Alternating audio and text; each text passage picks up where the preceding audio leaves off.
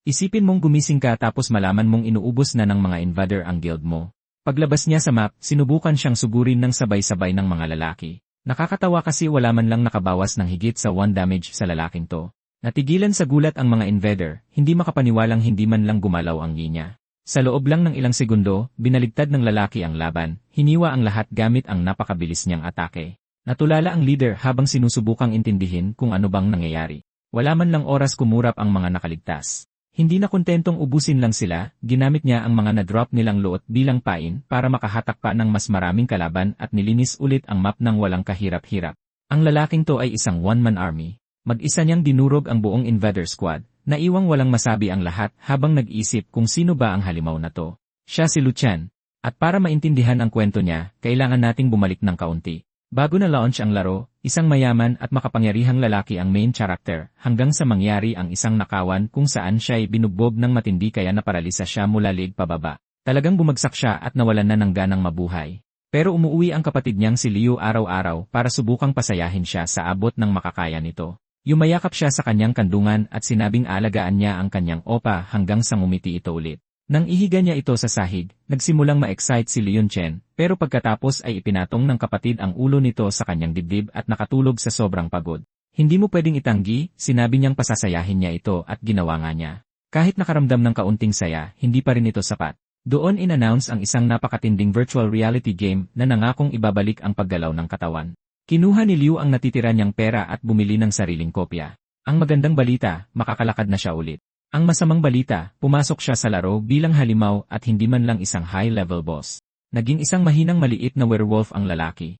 At para mas lalong sumama ang sitwasyon, nakita siya ng isang grupo ng mga babaeng player at sumigaw na may halimaw na pwedeng patayin. Doon na nagsimulang magkagulo. Habang binubugbog siya ng mga babae, na-realize niyang sa laro, pwede siyang lumaban. Nang mapabagsak ng bida ang grupo at simulan niyang kunin ang mga item nila, na-hype siya at gustong may subukan. Nakita niya ang isa pang asong lobo, sinuntok niya ito ng diretsyo sa ulo, at na-realize niyang nagda-drop din ng luot ang mga halimaw. Sa pagfa-farm sa mga player at mga halimaw, nakalalamang na siya sa lahat. Kaya nagsimula na ang hunting season, inaatake ang sinumang tao na dumaan sa kanya, maliban sa isang babaeng to. Sa hindi malamang dahilan, nagdesisyon siyang tulungan ito. Sino bang nakakaalam kung bakit? Nag-level up siya mula mahinang werewolf papuntang normal, nagkaroon ng mas malakas na katawan at punong inventory ng mga item. Pero hindi pa rin yun sapat at bumalik siya sa pananagasa sa lahat. Todo grind ang lalaking to sa laro. Ilang sandali pa, na-unlock niya ang Strong Werewolf Evolution at nagkaroon ng mga sirang ulo na stat. Pagkatapos ng ilang oras na pagfa-farm, natuklasan niyang pwedeng ibenta ang lahat ng luot para sa totoong pera. Matatapos na rin ang pagiging mahirap niya sa totoong buhay. Nang makaharap niya ang isang level 6 boss at durugin yon gamit ang isang club na hindi nasisira, narating niya ang napakataas na level at nakuha ang isang status na bibilang ng ilang buwan para makuha ng iba. Sa bawat araw na lumipas, nagsolo siya ng iba't ibang boss at ninakaw ang mga item nilang nagkakahalaga ng malaking kayamanan. Sobrang overpowered na ng lalaking to na kapag inaatake siya ng isang grupo ng mga player, 1 damage lang ang bawas sa kanya. Pwede siyang makatulog ng literal habang binubugbog. Sa isang suntok lang, napabagsak niya ang lahat ng nasa paligid niya nang hindi man lang pinagpapawisan. Naglalaro at gumagastos na ng pera ang lahat doon para lang maubos ng boss na yon. Ganoon pa man, sinabihan sila ng boss na huwag sumuko. Kailangan lang nilang magpakalakas at patayin ito mamaya. Ang gusto lang talaga niyang malaman ay kung paano nagawang talunin ni Only a Savage ang bagay na yon. Pagbalik kay Liu, sobrang daming notification ang pumasok kaya sumasakit pa rin ang ulo niya, pero masaya siya dahil mayroon na siyang mahigit 3,500 na naipon. Pinuputakti rin siya ng mga mensahe mula sa mga taong inaaya siyang sumali sa mga guild o bentahan sila ng gear. Sinagot niya ang lahat ng yon ng pare-pareho. Walang friend ads. At kapag may ibebenta siya, i-anunsyo niya ito. Tapos sinara niya ang lahat ng ito at bumalik sa pag-grind ng levels. Pagkalipas ng 8 oras, sa wakas ay narating niya ang level 1-0 at nakakolekta ng 28 na club. Umabot na sa 38 ang monster reputation niya, pero hindi pa rin nag-u-upgrade ang bloodline niya. Tapos napansin niya ang isang bagong skin stab sa reputation shop at naisip kung pwede niyang baguhin ang itsura niya. Sa kasamaang palad, ang available na skin ay para lang sa werewolf. Mayroon ding quest na nagsasabing ang pagpatay sa maraming werewolf ay pwedeng magbigay ng bloodline na yon. Nagsimulang magtaka si Leon kung pwedeng pagsamahin ang dalawa o baka maging iba siyang uri ng halimaw. Pero ang pinakagusto niya talaga ay ang paraan para maging tao ulit. Binuksan niya ang martial arts icon at nakita ang isang skill na humanization na nagpapataas ng attack at defense. Kailangan niyang mag-meditate ng ilang sandali para makuha ang stat bilang isang option. Ang isa naman ay nangangailangan ng 1,000 recovery points at kailangang pumatay ng mga wild monster para makuha ang kapangyarihan nila. Pagkatapos maglaan ng oras sa cultivation, sa wakas ay na-unlock na niya ang mana. Pagkatapos nun, bumalik siya sa paglilista ng mga item at pagsisimula ng higit pang auction. Samantala, pagod na ang mga babae dahil sobrang tagal bago makarating sa level 7. Saka sinabi ng secretary na kapapasok lang ni Only Savage sa stream sa ilalim ng E na 9,527. Agad sinabi ni Ling sa lahat na maganda ang takbo ng stream at magbibigay raw siya ng regalo sa isang maswerteng viewer. Siyempre, napili ang number 9,527.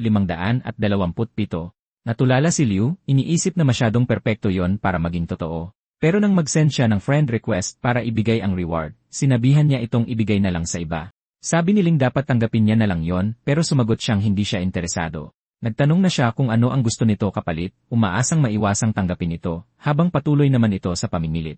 Ang tanging hinihingi lang nito ay picture niyang hawak ang club. Na-imagine na lang ni Liu kung gaano ka nakakatakot ang magiging itsura ng picture na yon. Ganoon pa man, mukha itong mabait, at gusto niya ring makatulong ng kaunti. Kaya pumayag siyang tanggapin ang regalo, pero hindi ang picture, at tinanggap naman niya yon. Pagkatapos siyang i-add, in-announce ni Ling sa stream na si Only Savage ang unang player na nakaabot sa level 1-0 at nakapasok sa main city. Dahil nakokonsensyang kinuha ang reward, ni-remove siya ng SC sa friend list nito. Kahit pa, sinabi niya pa rin na bukas na ang daan papunta sa main city, na nangangahulugang may mga bagong halimaw sa unahan. Kaya umalis siya at narating ang Poisonous Mist Forest. Inalerto siya ng system na nakaalis na siya sa beginner zone. Na-excite siya, pero nag-iisip din kung bibilisan ba niya ang pagdaan o lalabanan ang lahat sa dadaanan. Tapos may pumukaw sa atensyon niya. Pagkapasok niya, sumugod ang kawan ng mga gagamba kasama ang isang level 9 boss. Pinili niyang siya ang lumaban sa boss at ipinaubaya sa mga minion niya ang mas maliliit na gagamba. Ang masamang balita, nalason siya. Mabuti na lang hindi ganun kalala ang damage. Makalipas ang 3 minuto, naubos niya ang lahat sa buong lugar. Nakakuha pa siya ng White Mist Bracelet. Bahagi ito ng isang gear set na dahan-dahang nagpapataas ng poison resistance. Napakahalaga niyan dahil puno ng lason ang lugar na to, at bago pa siya makausad, inaatake na naman siya. 5 minuto ang lumipas, naitrap pa rin siya doon. Sa tuwing may mapapatay siya, marami pa ang sumusulpot, at hindi nakaka-recover ang mga minion niya. Kinalaunan, pagbalik sa kwarto niya, sinabi niyang napakalupit ng araw na yon, at muntikan na siyang hindi makatakas sa gubat na yon. Tapos napansin niya ang braso niyang halos hindi gumagalaw dati ay medyo flexible na ngayon. Naninigas pa rin ang daliri niya, pero kahit ang ganoong kalaking improvement ay napakalaking bagay na. Nang saktong tumawag ang kapatid niya at sinabing hindi pa siya makakauwi. Kailangang mag-adjust sa laro ang company team na sinalihan niya, kaya kailangan niyang manatili hanggang sa makaabot sa level 6 ang lahat. Sinabi ni Liu sa kanya na huwag mag-alala dahil may sorpresa siyang naghihintay para sa kanya sa bahay. Tinanong niya kung ano ito, pero sabi niya malalaman niya rin pagbalik niya. Napangiti siya rito, naiisip na baka tuluyan na siyang gumaling sa lalong madaling panahon. Kinabukasan, bumalik agad siya sa pakikipaglaban sa mga gagamba. Walang nagbago. Parang walang katapusan ang dami nila, at hindi pa rin siya makapasok ng mas malalim sa gubat. Namatay pa ang isa sa mga tauhan niya. Kinalaunan, 2 pa ang bumagsak, kaya kailangan niyang tumakbo habang lumalaklak ng potion para lang mabuhay. Pagkatapos nun, bumalik siya at pinagpapatay ang mga gagambang tumapos sa mga kasamahan niya. Tapos tumayo siya sa labas, nagluluksa para sa mga namatay niyang tauhan. Nagdesisyon siyang gastusin ang lahat ng reputation niya sa gear at upgrades para makabalik ng mas malakas ang buong grupo. Kinabukasan, nasa gubat na naman sila at nangangaso ulit ng mga gagamba. Sa pagkakataong ito, nakaharap na rin niya sa wakas ang tunay na elite boss. Sumugod ito bago pa siya makakilos, pero ngayon ay kumpleto na siya sa gear at sobrang tiwala sa sarili. Makalipas ang kalahating oras, napabagsak din nila ito sa wakas. Dahil patay na ito, nakakuha pa siya ng 2 piraso mula sa set. Talagang hindi nakakadismaya ang isang level 1-0 boss. Isa sa ma-drop ang Peres na gloves na nagpapataas din ng poison resistance. Ang isa pa ay Quintas at syempre, isinuot niya agad ito. Dahil fully geared na, sabi niya na mas naging madali na lang ang pag-farm ng elite monsters. Ang tanging problema lang ay sobrang bilis mag-respawn ng mga kalaban dito. Pero dahil mas malakas na siya ngayon, nakatulong pa ito para mas marami siyang makuha na luot, kaya agad siyang bumalik sa pag-farm ng mga gagamba. Matapos ang ilang sandali, humaba palalo ang title niya, at tumaas sa 19% critical chance ang talent niya. Dahil nakapatay na siya ng higit sa 1,000 gagamba, mabibili na niya ang poison talent nila. Ibig sabihin, ang bawat tira niya ngayon ay nagbibigay ng 1% extra damage per second sa loob ng 5 segundo. In-upgrade niya agad ito, alam na makakatulong ito laban sa makukunat na kalaban, at gumastos pa ng mas maraming reputation para maabot nito ang level 3. Ngayon, 2.5% health na ang binabawas ng lason. Ang nakakasama lang ay mukha na siyang kakaiba ngayon, kalahating werewolf at kalahating gagamba. Ang maganda naman ay mas bumilis ang movement speed niya, pero seryosong kailangan niya ng skin para maitago ang nakakatawang itsura na yon. Gayunpaman, naging produktibo ang araw na ito, kaya nag-log out siya ulit. Nadismaya ang mga palaging bumibili ng gear niya dahil wala siyang ibinentang kahit ano ngayon. Wala lang talaga siyang interes. Plano ni Liu Yun na itago ang mga poison resist item na yon hanggang sa makarating ang mga player sa zone na yon. Tapos napansin niya na may nakarating na sa werewolf boss, kaya hindi na rin malayo ang gubat. Sa laro, isang team ang nakikipaglaban sa boss na yon nang sabihan ni Ling ang lahat na maging alisto. Pinainit niya ang dugo nila at sinabing kapag nanalo sila, sila ang magiging pinakamalakas na team sa server. Biglang sinabihan siya ng sekretary niya na tumingin sa dako roon. Isang dambuhalang halimaw ang lumitaw, sumisigaw na dumating ito para iligtas si Zakus. Hindi maintindihan ng grupo kung bakit ang haba ng pangalan nito o kung paano ito gumalaw ng napakabilis. Mabilis silang nagplano, i-cover ang isa't isa at ihanda ang mga potion. Pero pinagtawanan ng isang lalaki ang napakahabang pangalan, sinabing mukha raw itong nakakatawa at malamang mamatay rin agad. Hindi man lang bumawas ng kahit isang point of damage ang atake niya. Nakita ng dalawang babae na may higit 2,000 Yi ito, ibig sabihin ay wala silang laban. Kahit pa ganoon, ganado pa rin ang ilang lalaki, sinasabihan ang lahat na huwag mag-alala dahil baka tank lang naman ito. Naglaho ang kumpiyansang yon nang tamaan ang isa sa kanila sa dibdib. Umatake ang galamay ng gagamba ng 60 damage at nagdagdag pa ng lason. Natigilan ang lahat. May 250 Yi ang kaibigan nila pero halos agad itong naglaho. Sumigaw lang si Liu, nagtatanong kung ano pa ang hinihintay nila. Pagkatapos nun, nauwi sa matinding gulo ang laban ng magtilapukan ang mga tao sa paligid. Gusto pa rin lumaban ng ilan pero nagdesisyon na ang iba na tumakbo na. Nandoon pa rin si Ling pero walang balak si Liu na palampasin siya. Hinampas niya siya na may bawas na 74 damage. Bukod pa roon, patuloy na bumabawas ang laso ng isa pang 60. Tuwang-tuwa siya. Nakapulot lang siya ng napakaraming potion. Dahil naitaboy niya sa takot ang ibang mga player, mas marami na siyang oras para magpatuloy sa pag-grind. Pagbalik sa syudad, pinag-uusapan ng lahat ang nakakatakot na halimaw na yon. Hindi sila makapaniwalang na wipe out ng ilang minuto lang ang pinakamalakas na team sa server. Sobrang nayanig ang ibang player, gusto na tuloy nilang mag-quit. Pilit na inuudyukan ng mga tao siling na i-message ang level 1-0 player at itanong kung paano nito natalo ang halimaw na yon. Ayaw sana niya pero tinatawag siya ng lahat na isang diyosa habang nagmamakaawa. Kaya nakatanggap siya ng mensahe mula rito na nagtatanong kung paano patayin si Zakus. Simple lang ang layunin ni Leon Cheng, makontrol ang gubat, tapos ay magbenta ng poison resist gear kapag nagbukas na ang zone. Sinabihan niya itong hindi palaging lumilitaw ang boss, kaya subukan na lang nila ulit bukas. Na-excite siya rito at nagpasalamat agad. Pagkatapos nun, bumalik sa pag-farm ang bida natin, nagbabalak na siya na rin ang papatay kay Zakas. Kinabukasan, pumasok pa siya ng mas malalim sa gubat. Walang nakakaalam sa server kung ano ang naghihintay sa unahan, at ang unang bumungad sa kanya ay isang level 1-0 na sawa. Sinubukang tumakbo ng mga tauhan niya, kaya pinwersa niya ang mga duwag na yon na lumaban. Napansin niya agad na ang mga may suot lang ng anti-venom gear ang nakakaligtas. Pareho pa rin ang naging problema. May mga ahas kahit saan, at parang hindi man lang nababawasan ang dami nila. Buti na lang, nakapag-iwan ng maraming potion ang mga namatay na player. Pagkalipas ng 2 oras, pagod na sila pero nakikipaglaban pa rin sa mga ahas. Pagkatapos nun, nag-log off siya, umuwi at natulog. Kinabukasan, pagbalik niya ay may napansin siyang kakaiba. Patuloy lang sa pangangaso ang mga lobo niya sa halip na mag-log out. Dahil dyan, umabot na silang lahat sa level 9. Napahanga ulit si Liu.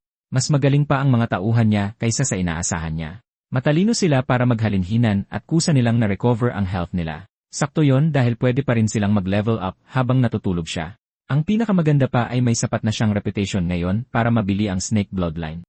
Binigyan siya ng bloodline na yon ng panibagong poison effect na mas lumalakas kapag gumagalaw ang target. Minax niya ito kaagad, dahilan para mag-deal ito ng 2.5% Li per second na tumataas sa bawat hakbang. Sa puntong ito, nagiging totoong halimaw na ang karakter niya. Alam niyang mas pumapangit na siya, pero mas mahalaga ang kapangyarihan. Ngayon ay may 73 damage na ang isang tira na nag-ipon ng parehong lason. Ang isa ay tumatagal ng 5 segundo, habang ang isa naman ay isang buong minuto at mas masakit habang patuloy sa paggalaw ang kalaban. Sinabihan niya ang mga lobo na magkasama nilang hahanapin ang buong gubat kaya nagpatuloy lang sa pag-farm sina Liu at ang mga werewolf. Sa wakas, nakalabas din sila, o mas tamang sabihing may natagpuan silang mas malala. Ito ang mistress ng mga round spiders na si Evelyn Shire, isang level 12 boss na tinaguriang reyna ng lason. Alam ni Liu na may sigurado na namang gear drop mula rito, pero medyo mahihirapan silang talunin ito. Kahit pa ganoon, itinaya pa rin niya ito dahil wala nang ibang halimaw sa paligid. Dinilaan muna siya nito ng bahagya sa una, pagkatapos ay nagpakawala ng ulan ng mga sapot.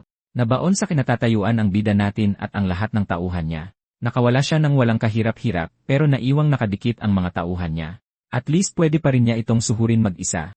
Nagsimula siyang magbuhos ng damage habang nagpapatong ng mga lason. Kahit na mas mataas ang damage per second niya, mas marami naman itong Yi. Mas malala pa, pinabagal ng atake nito ang paggalaw at attack speed niya. Ang kalamangan niya ay kaya pa rin niya itong ikite, at hayaang unti-unting ubusin ng lason ang buhay nito. Kinalaunan, nakawala ang mga werewolf at bumalik para tumulong. Pero pagharap nito, kinulong na naman sila nitong muli. Napagtanto ni Liu na tapos na ang cooldown ng skill nito pagbalik nila, kaya naiwan na naman siyang mag-isa. Kaya ang tanging paraan na lang niya ay unti-untiin itong patayin. Pagkalipas ng kalahating oras, napatumba rin niya ito at nakakuha ng napakaraming loot. May 2 4-star materials, isang green na equipment, at isa pang blue item reset. Ang reset na iyon ay para sa isang advanced blue helmet na puno ng stats. Nagbibigay ng malaking depensa at malalakas na effect ang armor, at hindi niya alam kung magkano ito may bebenta. Nang malaman niyang nagdodrop ito ng blue item, nagpasya siyang manatili sa gubat at i-farm ito ng paulit-ulit. Makalipas lang ang kalahating oras, nag-spawn ito ulit, mas mabilis sa inaasahan niya. Agad niya itong sinugod para sa higit pang loot. Lumipas ang 10 oras. Pagod na si Liu pero nakakolekta naman siya ng napakaraming poison set. Paparating na ang panahon na mahihirapan ang mga manlalaro sa gubat at doon na siya kikita.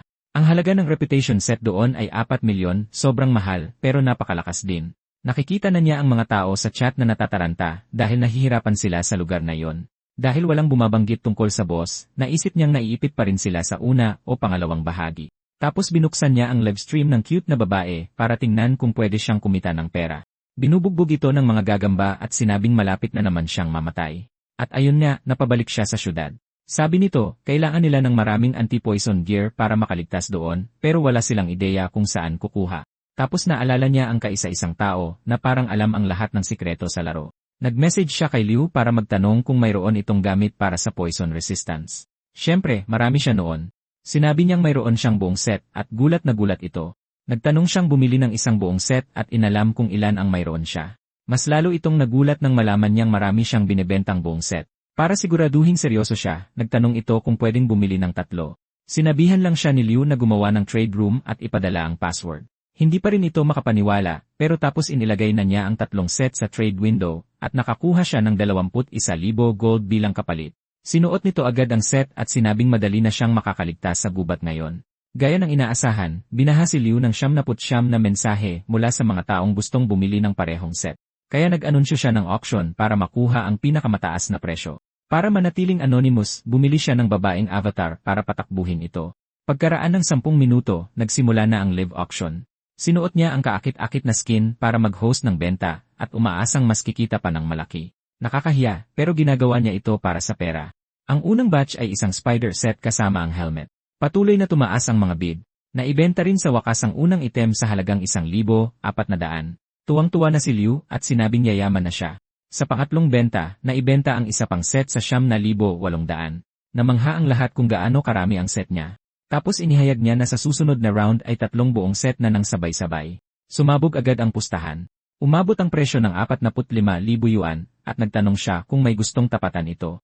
Sabi ng isang lalaki ay mahal niya ang nagbebenta at nag-flying kiss pa. Sa huli, naibenta ang 3 set sa halagang 6,000. Pagkatapos ay nag-umpisa ulit siya ng panibagong bulk sale. May nag-alok agad muli ng 45,000 yuan. Nagulat ang mga tao na ang parehong bidder ang sumusubok bumili ng lahat kaya may sumingit na ibang mamimili at nagbigay ng 47,000. Hindi rin nagpatalo ang ibang grupo at itinaas ito sa 50,000. Nag-enjoy lang si Liu sa gulo, at sinabing ang sinumang may gusto nito ay pwedeng patuloy na taasan ang presyo. Nang paubos na ang mga set, nagsimulang magbid ang lahat ng anumang kaya nila. Tapos may sumigaw ng 70,000. Pagkatapos noon, nakapanood na lang ang lahat habang nabebenta ang huling 5 set.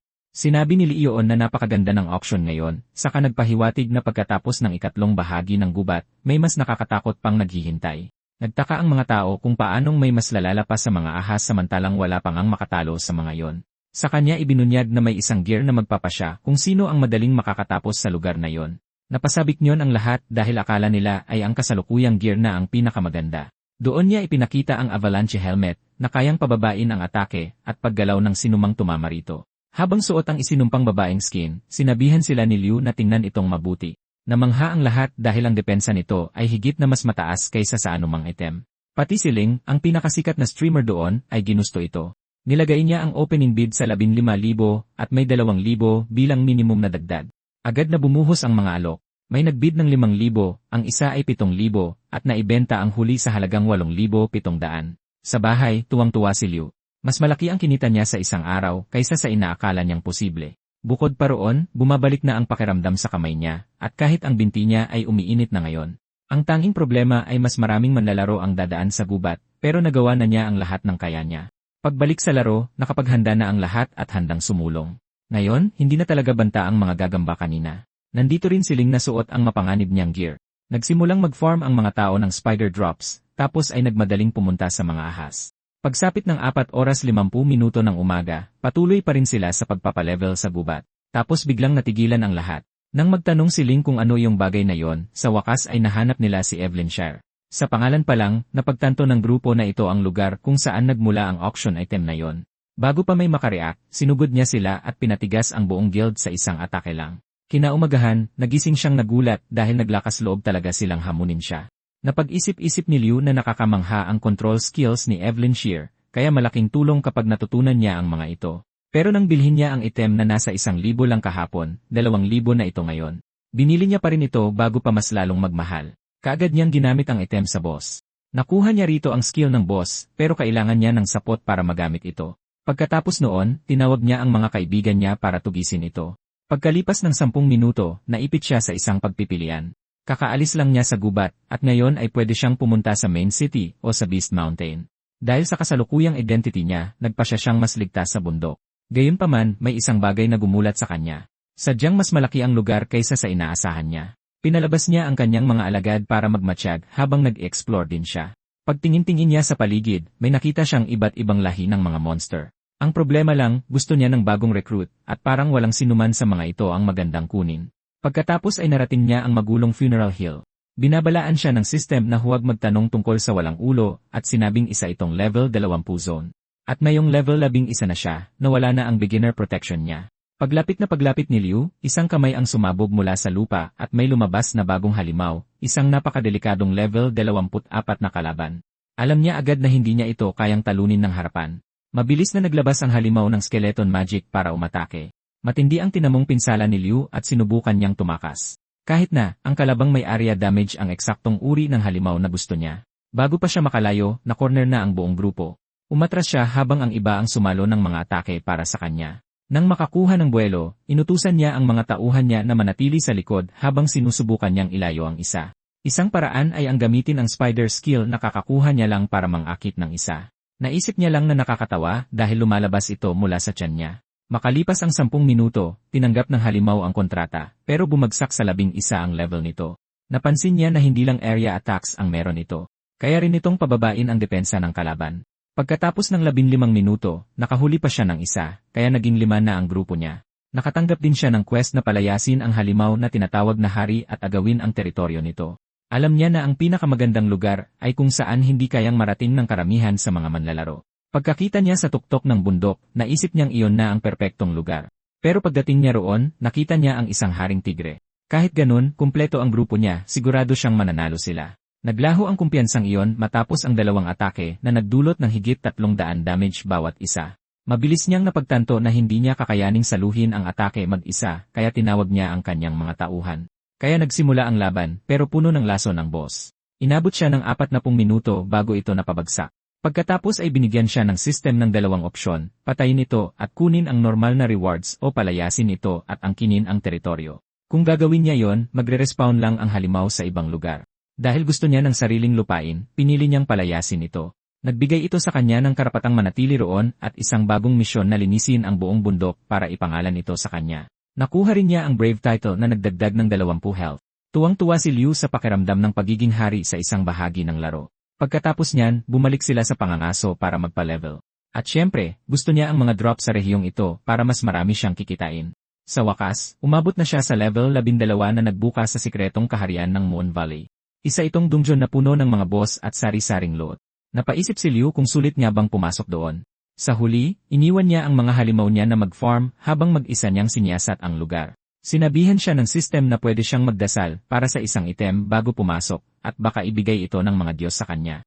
Sinasabi rin dito na ang unang manlalaro na papasok ay makakakuha ng 5 beses na dami ng rewards at pwede siyang mag-alay ng isang item para makakuha ng panibago na pareho ang uri. Kaya kung mag-aalay siya ng sandata, sandata rin ang babalik sa kanya. Kung armor ang ibibigay niya, armor ang makukuha niya. Pero may mas magandang plano si Liu. Inalay niya ang nag-iisang 4-star na materyales na nakuha niya sa boss. Gumana ang dasal niya at nakapasok siya sa sikretong kaharian. Nang nasa loob na, nagulat siya sa sobrang laki nito. Tapos lumabas ang isang global notice. Nalaman ng lahat na pumasok siya sa dungeon at nakuha niya ang titulong Moon Pioneer. Nakasulat din sa notice na mananatiling bukas ang dungeon mula 10 oras 45 minuto ng gabi hanggang umaga. Hindi makapaniwala ang mga tao na napakabilis ng pag-usad niya kumpara sa lahat. Siyempre, hindi masaya ang ating bida na nalaman pa ito ng buong mundo. Pero nagbibigay ang titulo ng 1-0 dagdag na strength kaya ayos lang din. Ilang saglit pa, sinimulan na siyang atakehin ng mga Green Moon Wolves at masaya siyang sumugod dahil nandito siya para sa mga materyales. Dahil mas malakas siya kaysa sa ordinaryong level 12 na manlalaro, napakadali lang para sa kanya na harapin ang mga ito. At dahil siya ang una dito, bawat mapatay niya ay nagbibigay ng 5 beses ng normal na rewards. Kaya binuhos na ng pinakaganid sa pera ang buong atensyon niya sa pag-farm.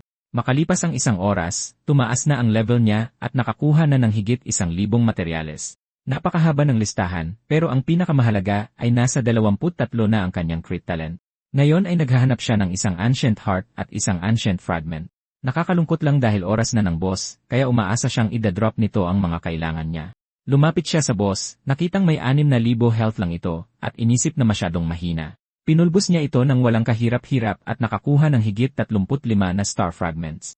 Matapos iyon, nalaman ng lahat na natapos niya ang realm sa loob lamang ng 5 minuto. Ipinagpalit niya ang mga fragment para sa mga prestige item at in-upgrade ang item na nagpapalaki sa bilang ng kanyang legion.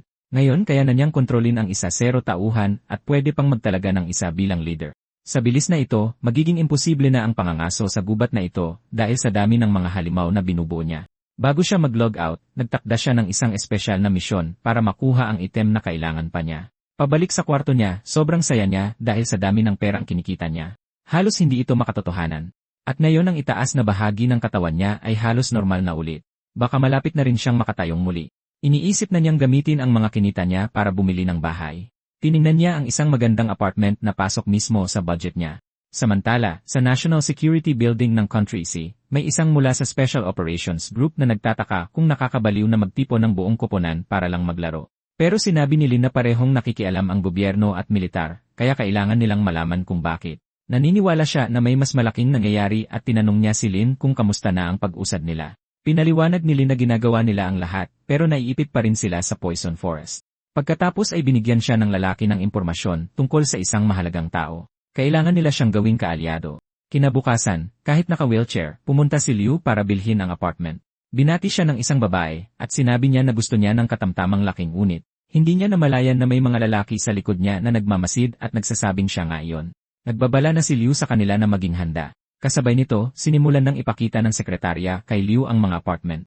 Sinabihan niya ito na huwag nang mag-aksaya ng oras at bumili na agad. Pero kahit ang tagasalin ay pinunto na kapag may nagsabing huwag ka nang mag-atubili, iyon mismo ang oras na dapat kang magdalawang isip. Gayunpaman, kumikita ng napakalaki ang ating bida kaya ang pagbili ng maliit na regalo para sa kapatid niya ay parang wala lang. Tapos may sumipot na babaeng kulay pink ang buhok at nagbabala sa kanya na huwag itong bilhin dahil maraming problema ang lugar. Sinabihan niya ang lahat na huwag bumili sa kanila dahil may matinding problema sa kalidad ang mga apartment.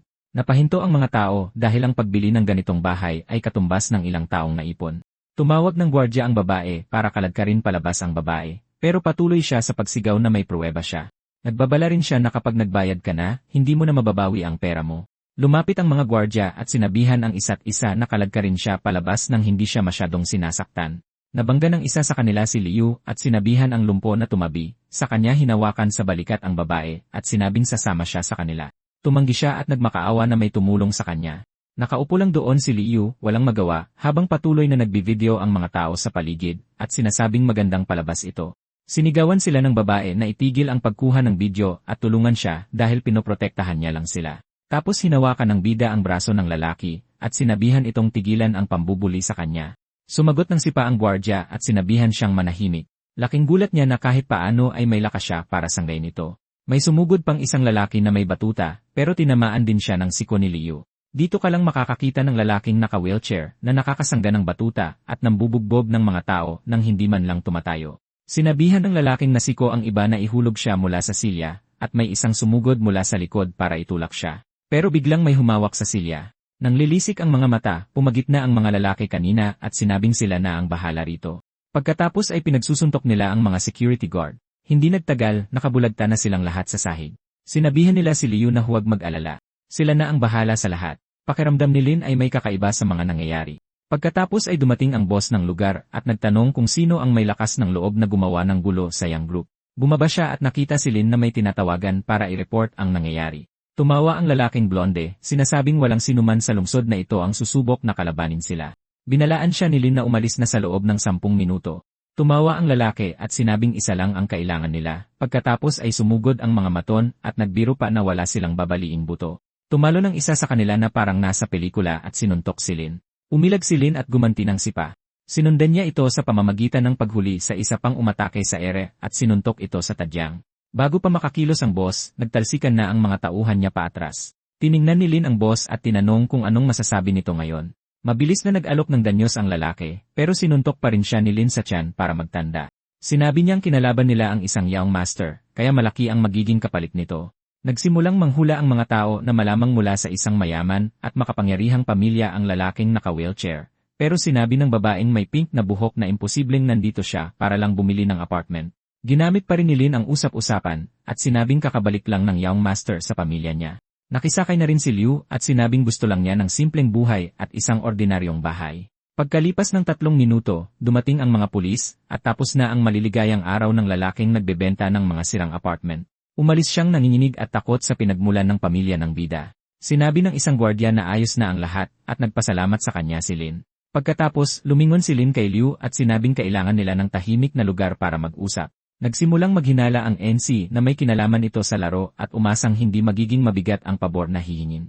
Nilapitan din siya ng babaeng may pink na buhok para magpasalamat at sinabing kahanga-hanga ang ginawa niya pero binaliwala lang niya ito. Inutusan ni Lin ang isa sa mga tauhan niya na bigyan ng pabuya ang babae habang kinakausap niya ang bida.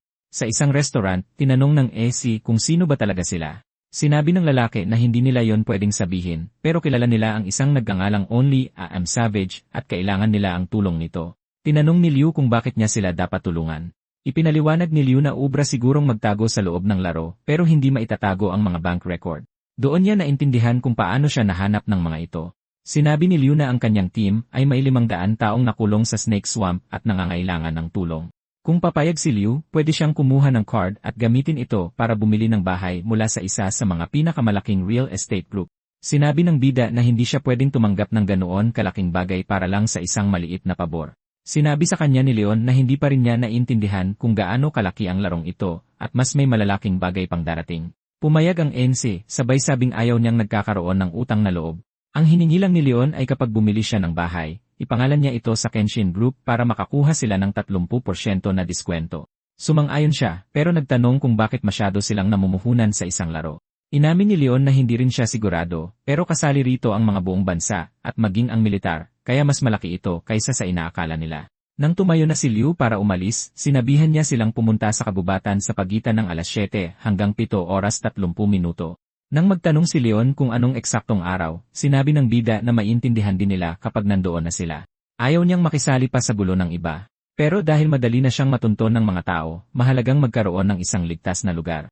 Kaya naman pumayag siya. Pagdating ng 7 oras 30 minuto, natrap sa bungad ng kabubatan ang buong team ng kumpanya. Napakahirap kumuha ng mga item kaya ang papangit ng mga gamit nila. Kahit pa ganoon, sinabihan sila ni Leon na kumilos na. Kailangan na nilang magpa-level. Tapos nanigas sila sa gulat. Walang nakaintindi sa nakikita nila. Patay na ang lahat ng mga halimaw sa buong kabubatan. Napaisip si Leon kung isang tao lang ba talaga ang gumawa nito ng mag-isa. Nadaanan na ni Liu ang buong lugar at napatay na rin ang boss.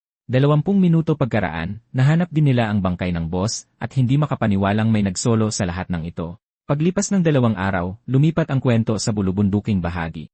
Gaya ng dati, nagpapalevel ang NC sa mga lobo habang kinokontrol ng kanyang mga halimaw ang buong lugar. Isa itong 3-star monster, at para talagang iniba lang ng laro ang kulay ng kalansay at tinawag itong bago. Nag-drop ito ng isang mahabang paldang may disenyong bulaklak na nagpapabilis ng paggalaw. Natigilan si Liu. Inabot ng 2 buong araw bago tuluyang makuha ang item na ito, kaya agad niya itong isinali sa auction para kumita ng mas malaki. Ang pinakadelikadong bagay sa larong ito ay siguro ang pag-check sa market para lang tingnan kung ano ang binebenta. Pambabaeng karakter lang ang palda, at kaya nitong kontrolin ang isang target ng 30 segundo. Sinubukan ng isang babae ang preview, nagustuhan ang itsura nito, at naisip pa na amoy bulaklak ito kaya kailangan niya itong makuha. Ang problema, pagkatapos niyang magbid, marami rin ang nagpataas ng presyo. Nagmamakaawa ang mga babaeng may mayayamang boyfriend na ibili sila nito. Nagpost pa ang isang e-girl na ibibigay niya sa buyer kahit anong gusto nito. Nang 5 segundo na lang ang natitira, umabot na sa 65,000 ang bentahan. Sa mga huling sandali, lalo pang tumaas ang mga bid. Nagulat siya kung gaano karami ang gustong makakuha sa paldang ito. Sa huli, nabenta ito sa isang babaeng nagngangalang Dancing Fairy sa halagang 13,000. Hindi inaasahan ni Liu na ganun katindi ang pag-aagawan ng mga tao rito, pero para sa kanya, napakagandang balita yon. Bukod pa roon, pinalalakas niya ang bloodline ng nature creatures sa lugar na ito. Dahil sa bagong bloodline na yon, nakakakita na siya hanggang 400 metro ang layo, at isang maliit na halaman ang nagsimulang tumubo sa kanyang ulo. Matapos iyon, pumasok siya sa isang lugar na nababalutan ng hamog na iniiwasan niya noon. Ito ang daan patungong Lost Eden, isang lugar kung saan madaling maligaw ang mga tao at nililinlang sila ng mga halimaw. Tapos nakatanggap ng abiso ang buong server. Inactivate ni Only A.M. Savage ang Lost Eden mission. Isa itong server-wide mission na magdodouble sa experience ng lahat sa loob ng 10 oras. Level 20 ang inirekomenda, pero gusto pa ring sumali ng mga tao dahil bukas ito sa buong server. At higit pa rito, magsasama-sama ang lahat ng server para sa event. Mabilis na bumuo ng mga grupo ang mga pinakamalalaking guild para mabuhay. Nainis si Liu dahil na naman ipinaalam sa lahat kung anong ginagawa niya, at sa mismong harapan niya ay may isang grupo ng mga matinding na mutate na werewolf. Mga level 15 na halimaw ito, umaatake ng pangkatan, at mas malakas kaysa sa normal. Tapos naalala niya na pinapalakas ng mission na ito ang lahat ng wild creature. At dahil siya at ang mga lobo niya ay kabilang sa lahing iyon, ibig sabihin ay lumakas din ang kanyang mga summon at pumasok sa super mutation state. Dinoble pa ang sariling stats ni Liu para sa event. Dahil hindi pa naman nagsisimula ng buo ang mission, tiningnan muna niya ang live stream ni Ling. Nagtitipon ng mga player sa labas ng pangunahing lungsod. Sa pagkakataong ito, mas marami pang tao kaysa noong unang araw. Ang tunay na problema ay walang proteksyon ang mga player na mababa sa level 1-0. Gayunpaman, may isang tao na hindi nakikipag-agawan ng pwesto sa iba. Siyempre, ito ay si Liu na malapit na sa kabubatan. Ang tanging nakakainis lang ay nagmukha siyang katawa-tawa dahil sa maliit na halaman sa kanyang ulo. Pagkatapos ay umalis na siya at sinimulang patayin ang mga halimaw para sa event. Gaya ng inaasahan, mabilis na napuno ang kanyang inventory. May nakasalubong siyang isang mini-boss at na-curious kung ano ang madadrop nito. Nagbigay ito sa kanya ng level 5 talent fragments, sangkatutak na event points, at syempre, ang paborito ng bawat nagbebenta, 3 green items. Kabilang dito ang isang claw at singsing na nagpapataas ng critical chance. Dahil active pa ang event, sinuot lahat ni Liu sa halip na ibenta ang mga ito. Gamit ang mga items na yon sa kanyang bloodline, biglang tumaas ang kanyang crit rate. Pag-check niya sa market, nabaliw na ang mga presyo dahil biglang nag-aayos ng gear ang lahat para sa event. Kumikita siya ng halos 2,000 bawat 5 minuto mula sa benta, tapos nagmamadaling lumabas ulit para kumuha ng mas maraming lot. Sa ngayon, naglalakad na ang mga players sa gubat at nanghuhuli ng mga halimaw. Napansin nilang kumakapal ang hamog sa isang direksyon, kaya naisip nilang baka yon ang daan. Nag-announce ang server na nakapasok na si Only A.M. Savage sa mas malalim na bahagi kaya lalong lumala ang hamog. Tinawag siyang baliw ng mga tao dahil mag-isa siyang sumugod sa isang server event at inisip na mamatay rin siya agad. Gusto nilang samantalahin ang pagkakataong iyon para hanapin siya at mag-farm din doon. Doon na nahanap ni Liu ang isa sa mga pillars na kailangang sirain. Pinalitan niya ito ng zombie girl at inutusan siyang umatake. Diretso siyang tumalon sa pillar pero eksaktong may lumitaw na isang level 20 na boss. 2 atake lang nito ay nagbigay agad ng higit sa 2,500 na damage. Sinabihan ni Liu ang mga minions niya na umatras dahil baka ma-one-shot sila. Bumabawas ng 600 damage ang laso niya pero ang boss ay may 100,000 ye. Masyadong naging madali ang lahat kamakailan, kaya nakapag-ipon siya ng mga items, at ngayon ay oras na para gamitin ang lahat ng iyon. Nagsimula siyang maghagis ng lahat ng inipon niyang sapot at gumamit ng potions sa kanyang mga halimaw. Kahit ganoon, nakakatanggap pa rin ng matinding damage ang kanyang mga summons at muntik nang mamatay. Lumipas ang 1 oras, nakatayo pa rin ang boss habang paubos na ang mga supplies ni Liu. Sa labas, nahihirapan pa rin ang ibang players na kalabanin ang mga lobo. Napansin ni Naling at ng kaibigan niya na habang tumatagal sila sa hamob, mas lalo silang nanghihina. Alam ng lahat na kailangan nilang makaisip ng paraan ng mabilis, pero nakuha na ni Only M. Savage ang title na first succeeded sa pagwasak ng pilar sa lugar na yon. Habang nagpapahinga si Liu, sinimulan ng bilangin ng system ang kanyang mga rewards. Nagamit niya halos lahat ng naipon niya, pero naniwala siyang sulit ang magiging kapalit nito. Pwede siyang pumili ng skill para mag-summon ng halimaw na katulad ng boss o kumuha ng pet, isang maliit na anak ng lobo na magiging isang nakakagulat na nilalang paglaki nito. Naisip ni Liu na dahil may kontrolado na siyang lugar, mas magandang opsyon ang magpalaki ng partner na mananatili sa tabi niya, kaya pinili niya ang anak ng lobo. Itinaas niya ito na parang isang hari at tiningnan ang stats nito. Gaya ng inaasahan, sobrang hina nito at halos walang silbi. May 8 pillars lahat sa event, kaya may 7 natitira pa. Pagkatapos ay pinalusob niya ulit ang kanyang mga lobo para umatake. Kasabay nito, sinusubukan pa rin ng ibang players na mag-organisa para kalabanin ang mga lobo. Sa wakas ay unti-unti na nilang natatalo ang mga lunar monsters. Pero nang i-activate ni Only M. Savage ang isa pang pilar, lalo na namang kumapal ang hamog. Na-realize ng lahat na masyado siyang mabilis kumilos kaya hindi nila siya mahabol. Pagkatapos ay bumukas ang isang malaking portal para sa lahat ng players, at pagsasama-samahin na sila ulit. Kahit ang mga miyembro ng Dynasty Guild ay naghahanda ng pumasok sa event, pero naisip nilang aksaya lang sa oras ang mag-farm ng mahihinang mobs kaya pinili nilang sugurin ang boss. Tapos may biglang lumabas na notice. Nawasak na ni Only M. Savage ang ikalawang pilar, at may 6 na lang na natitira. Dahil dito ay nataranta sila, at nangakong kailangan nilang mahabol ang gagong iyon. Sa pagkakataong ito, may nakuha rin siyang isang maliit na ibon. Talagang gumagawa siya ng sariling pet collection. Ang masama lang ay naubusan na siya ng potions at wala nang binebenta sa shop. Pagkatapos ay may narinig siyang sumisigaw na mga players na may malapit na werewolf. Binalaan ng iba ang lahat na manahimik para hindi makuha ang atensyon nito. Ang nagpalito sa kanila ay ang naglalakihan at na pangalan ng boss. Naalala ni Liu ang pinakamadaling paraan para makakuha ng potions, kaya ipinasugod niya ang buong army niya para ubusin ang mga players. Wala nang pag-asa ang mga players. Kahit ang mga summons lang niya ay sapat na para durugin sila. Sinusubukan pa rin ng leader nilang ayusin ang lahat ng may biglang umatake at direktang tinamaan siya. Bumagsak ang mga tao at nagsimulang tawaging hindi matatalo ang event boss. Ngayong wala na ang beginner death protection, ang pagkamatay ay nangangahulugan ding malalaglag ang iyong mga items. Inutusan ni Liu ang kanyang mga nilalang na kunin ang lahat, lalo na ang mga potions. Ang tanging ikinababahala niya ay mas papalapit na ang iba pang mga players. Samantala, sa timog, nakikipaglaban ang mga players sa isa sa mga boss. Pinili niyang huwag sumali. Aabutin sila ng higit sa 1 oras para matalo ito, kaya nag-check na lang siya ng live streams para makita ang nangyayari sa ibang mga lugar. Sa stream niya, sinabi ni Liu Yunsheng na masyadong matagal ang aabutin ng boss na yon, kaya papunta na siya sa ibang mga rehiyon. Mukhang ang boss sa timog ang unang babagsak. Sa hilaga, mayroong isang 4-armed orsi, at sa silangan ay isang halimaw na may sungay. Ngayon ay alam na ni Liu kung aling mga boss ang mabilis niyang mapapatay bago pa may humarang sa kanya. Tinawag niya ang grupo niya at muling nanugod. Pagdating niya roon, agad niyang ginamit ang spider web trap. Iisipin mong para yon sa boss, pero hindi. Pinuntirya na naman niya ang mga players. Naguluhan sila sa nilalang na palapit sa kanila. Siyempre, hindi ito nagbigay ng tsansa at inubos silang lahat. 8 minuto ang lumipas. Pinatay niya ang lahat ng malapit sa crab boss para manakaw niya ang kill. Dahil napababa na ng mga players ang health nito, tinapos niya ito sa loob ng 5 minuto. Sa kanluran, may isa pang grupong kalaban ang ibang boss. At syempre, may sumulpot na naman, inubos sila, at ninakaw din ang kill na yon. Pagkalipas ng 1 oras, isang maliit na anak ng leon na ang nakatayo sa tabi niya. Mukhang nagbibigay ng pet ang bawat boss sa kanya, at ngayon ay may kumpleto na siyang maliit na lineup. Pagkatapos ay binati siya ng system sa pagkumpleto ng lahat ng mga cubs. Na-unlock nito ang isang limited quest na lumalabas lang sa ganoong mga kondisyon. Kailangan niyang isakripisyo ang ilang mga nilalang para makapili ng mas malakas. Nang makita niya ang mga pagpipilian, natigilan siya. May ganito pala kagandang bagay na nag-exist. Sa huli, pinili niya si Nianhaf, ang Black Dragon of Despair. Ilang segundo lang, na-teleport siya sa langit, at nagsimulang umaungal ang mga nilalang sa ibaba sa palibot ng mga pillars. Doon niya naintindihan ang sakripisyo para sa quest. Kailangan niyang patayin ang mga nilalang na yon. Ang problema ay kung paano niya tatalunin ang mismong gusto niyang isomon.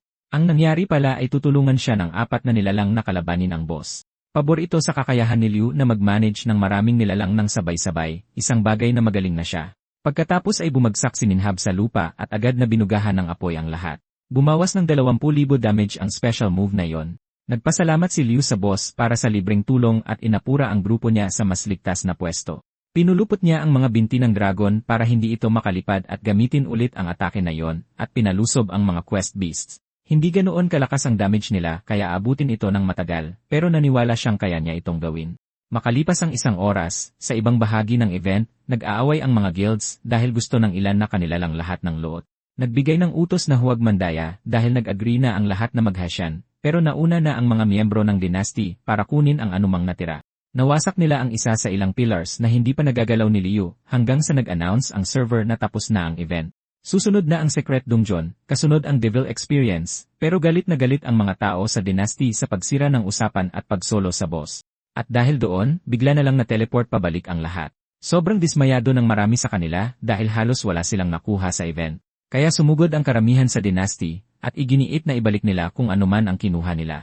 Walang kamalay-malay ang leader nila kung anong klaseng hidden quest ito dahil walang makakapag-log out hanggat hindi ito natatapos ng taong iyon. Samantala, patuloy pa rin sa pakikipaglaban si Liu sa dragon sa loob. Sa labas, naging ganap na magulo ang sitwasyon kung saan naglalaban-laban ang mga manlalaro kahit saan. Napansin ng mga kalapit na manlalaro ang iba na sinusubukang nakawin ang mga Divine Beast at napaisip kung dapat ba silang makisali. Maya-maya pa, mas marami pang tao ang sumali sa labanan. Sa puntong iyon, gusto nang patayin ng lahat ang mga miyembro ng guild na may hawak ng item para kunin ito. Samantala, natapos ni Liu ang isang legendary quest at nakakuha ng dugo ng dragon na nag-trigger ng isang hidden mission na tinatawag na Divine Blood of the Demonic Seed. Seryoso, ang daming magagarbong pangalan yan. Bakit pinaghahalo ang banal at demonyo? Kailangan niyang tipunin ang 4 sa pinakamalalakas na halimaw sa laro at isa na doon ang dragon.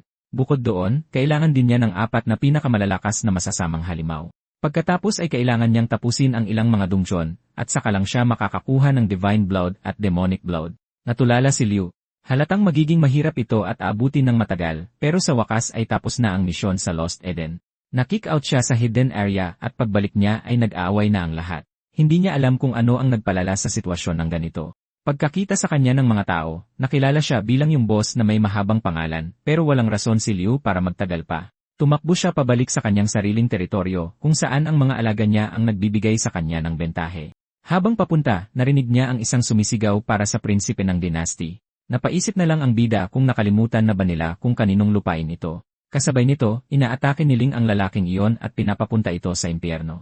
Kawawa naman sila. Nakisali ang mga lobo ni Liu at sinimulang pagpira-pirasuhin ang lahat, pati na ang pinuno na namatay halos agad-agad. Pagkatapos noon, kinuha ng NCU ang mga natitirang gamit na naiwan nila. Naiintindihan na niya ngayon na ang Eden event ay isang malaking EA battle para makuha ang mga halimaw na ito, at ang tanging target na lang na naiwan ay ang isa sa ilang mga halimaw na hindi pa niya nakukuha. Tumakbo na siya at sinabing kung ganoon ang kalakaran, susuluhin niya ang lahat ng ito. Hinahabol ni Naling at ng kanyang kaalyado ang isang manlalarong sinusubukang tumakas nang biglang lumitaw ang final boss at hinampas ito sa likod, kaya bumagsak ito roon mismo. Pagkalipas ng isang segundo, patay na ang lahat, at napulot na ni Liu ang lahat ng luot na nag-activate sa Evil Beast Quest. Tulad ng dati, kailangan niyang pumili ng isang halimaw at pumasok sa teritoryo nito para sakupin ito. Pumasok siya agad, tiwalang matatapos niya ito, dahil alam na niya kung paano gumagana ang mga misyong ito. Pagkalipas ng 2 oras, pagod na siya at handa nang mag-log off para matulog. Pag-uwi, alam niyang kumita siya ng higit sa 1 milyon, at gusto niyang surpresahin ang kanyang nakababatang kapatid na halos hindi na umuwi. Tapos chinek niya ang kanyang telepono at nakita ang 16 na missed calls mula rito. Tumawag siya agad at nagtanong kung may problema ba. Sabi nito, gusto lang daw niyang magreklamo. Hindi kasi hinahayaan ng Dynasty Guild na mag-level up ang team niya. Sinabi ni Liu na sana ay makatulong siya. Sinabihan siya nitong huwag na itong isipin at magpahinga na lang. Sa ngayon, nanatili siyang tahimik tungkol sa kanyang sarili para walang makapag-ugnay sa kanila na maglalagay rito sa panganib. Kinabukasan, nakakalakad na ulit ang loko. Mabilis talaga makapagpagaling ang helmet na yon. Umabot na siya sa level 14 na at naisip na 3 level na lang at babalik na siya sa ganap na normal. Para sa kanya, halos mahiwaga ang larong ito pero alam niyang kailangan pa rin niyang mag-ingat. Pagka-login niya, agad niyang pinapunta ang lahat para mag-farm at mag-level. Gusto niyang gawing miserable ang buhay ng Dynasty Guild, lalo na para matulungan ang kapatid niya. Kaya kinontak niya ang guild ni Ling at humingi ng tulong na hanapin ang Dynasty. Pumayag si Ling basta't bentahan siya ni Liu ng mga magagandang gear mamaya. Pagkaraan ng 5 minuto, pinupulbos na niya ang buong guild. Ang tanging problema lang ay gusto niyang mas mapalapit sa kapatid niya, at para doon, kailangan niya ng anyong tao. Tapos naalala niya na sa tuwing nakakapatay siya ng 1,000 halimaw, may lumilitaw na katumbas na skin sa shop, kaya baka kapag pumatay siya ng sapat na tao ay may ma-unlock din siyang isa para sa kanila. Simula noon, naging parang impyerno na ang buhay ng guild.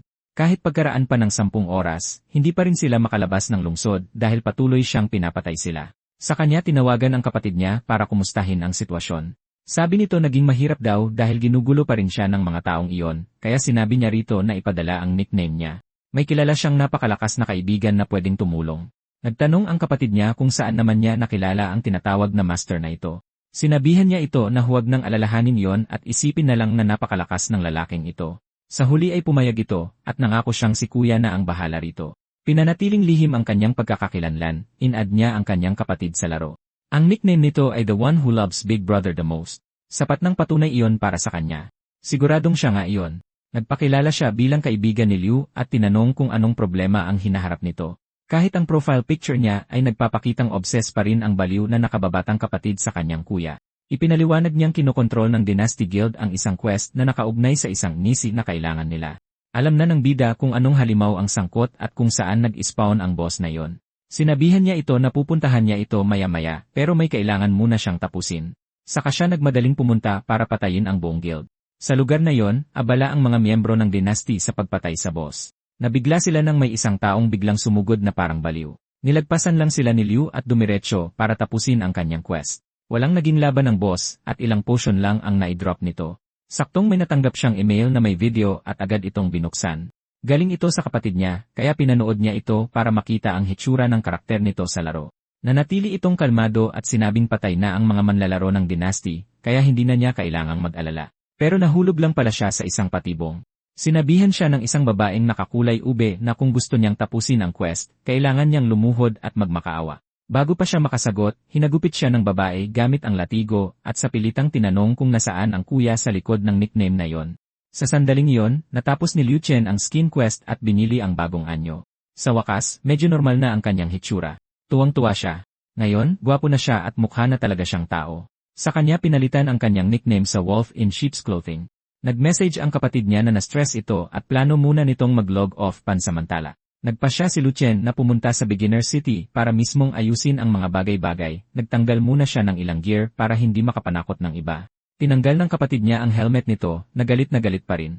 Sinabihan siya ng kaibigan niya na kumalma dahil babalik din maya-maya ang boss nila para maghiganti. Pero ayaw ni Liu Yi na madamay ang lahat sa kumpanya, lalo na kung sisimulan din silang patayin ng Dynasty. Samantala, nasa isang low-level zone ang bida natin nang may kakaibang goblin na lumapit sa kanya. Papatayin na sana niya ito nang may ilang manlalaro na tumakbo palapit. Bago pa siya makakilos, sumugod ang grupo at naunang pinatay iyon. Doon niya napagtanto na isa sa mga babae ay si Hualyo mula sa real estate office. Pinulot ng kaibigan nitong nakaasul ang drop at sinabing ibebenta niya ito. Napansin siya ni Hualyo at tinanong kung nahiwalay ba siya sa kanyang guild. Sinabi niya rito na wala siyang guild. Solo player siya. Tumawa ang iba, sinasabing nakakabaliw ang ganoong paraan ng paglalaro. Ginamit pa rin niya ang pagkakataong iyon para sumabay sa kanila pabalik sa dagat. Nagkukunwaring isang normal na adventurer, pero siksikan sa gate ng lungsod. Hindi niya inaasahan na magiging ganito kabisi ang beginner area, at malapit sa pasukan, nakita niya ang isang ranking board. Nakalista doon ang mga nangungunang manlalaro roon, at nakakakuha sila ng pang-araw-araw na pabuya. Sinabi ni Hualyo na ang manlalaro sa unang pwesto na si Taje, ay isang malakas na fighter na gumastos ng napakalaking halaga. Napagtanto ni Liu na mahalaga ang patimpalak na ito, at naisip niyang masaya siguro kung sasali siya. Agad siyang pinigilan ng isang lalaki, sinabing isang manlalaro lang ang kayang manalo rito ng mag-isa. Nang magtanong ang AC kung sino, mabilis na dumating ang sagot. Walang iba kundi si AM Savage. Agad na nagtanong si Paolyo kung siya ba si Savage, dahil ang pangalan niya ay parang sa isang solo hunter, at wala siyang kasamang grupo. Nabigla, mabilis siyang tumanggi. Sinabihan ng kaibigan niya ang lahat na tumigil na sa pagsasalita at magpatuloy na sa paglalakad. Ang babaeng nakaasul ay si Lenyo, at umalis siya sa pag-arte para magsimula ng isang guild sa laro. Naisip na lang ng bida natin na may sense yun. Sobrang ganda niya talaga. Siksikan ang Beginner City, at bumilib siya kung gaano ito kalaki. Tapos may bumangga sa kanya at sinabihan siyang tumabi. Nagpatuloy ang grupo, at lumingon ang isa sa kanila para sabihan si Leon Chen na tumingin sa dinaraanan niya. Sa malapit, pinag-uusapan ng mga tao ang tatlong master na susubukan ulit ang Immortal Tower. Naisip niyang magandang paraan ito para magpalipas ng oras habang offline ang kapatid niya. Kaya pumunta siya sa tour, at nagtaka ang mga tao kung bakit susubok ang isang taong may ganoon kabulok na gamit. Pinagtawanan nila siya at sinabing hindi siya tatagal ng 20 segundo, pero lumapit siya at kalmadong sinabi na gusto niyang sumali sa hamon ng Immortal Tower. Binaliwala siya ng iba bilang isang baliw at nag-focus na lang sa pagsubok para sa tatlong pinakamagagaling na manlalaro. Nagulat ang grupo niya at gusto makita ng aktres kung ano ang kaya niyang gawin. Sa 4 na pumasok, 3 ang agad na nakatapos, pero itinago ni Leon Chen ang sarili niyang resulta. Mukhang nadismaya ng kaunti si Feng Lunyo dahil ayaw niya itong ibahagi. Sinabihan na lang siya ni Leng Yeo na panoorin ang 3 pa para may matutunan. Gana-ganado ang manlalarong may puting buhok, sinabing ngayon ay natalo niya ang luma niyang record. Pinuri siya ng mga tao sa labas, sinasabing madalas siyang natatapos ng wala pang 15 segundo. 2 minuto ang lumipas.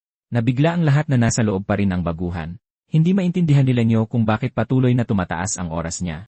Tumagal na siya ng 3 minuto at 11 segundo. Sinubukan ng lalaking may puting buhok na simulan ang susunod na round pero hindi siya pinapasok ng laro. Sa loob, pinapabagsak lang ng ating bida ang mga moonwalk. Bawat isa ay naglalaglag ng 100 copper, kaya nakita niya itong perpektong paraan para kumita ng mas maraming pera. Pagkalipas ng 4 na minuto sa unang palapag, sa pilitan siyang pinaakyat ng system sa susunod na level.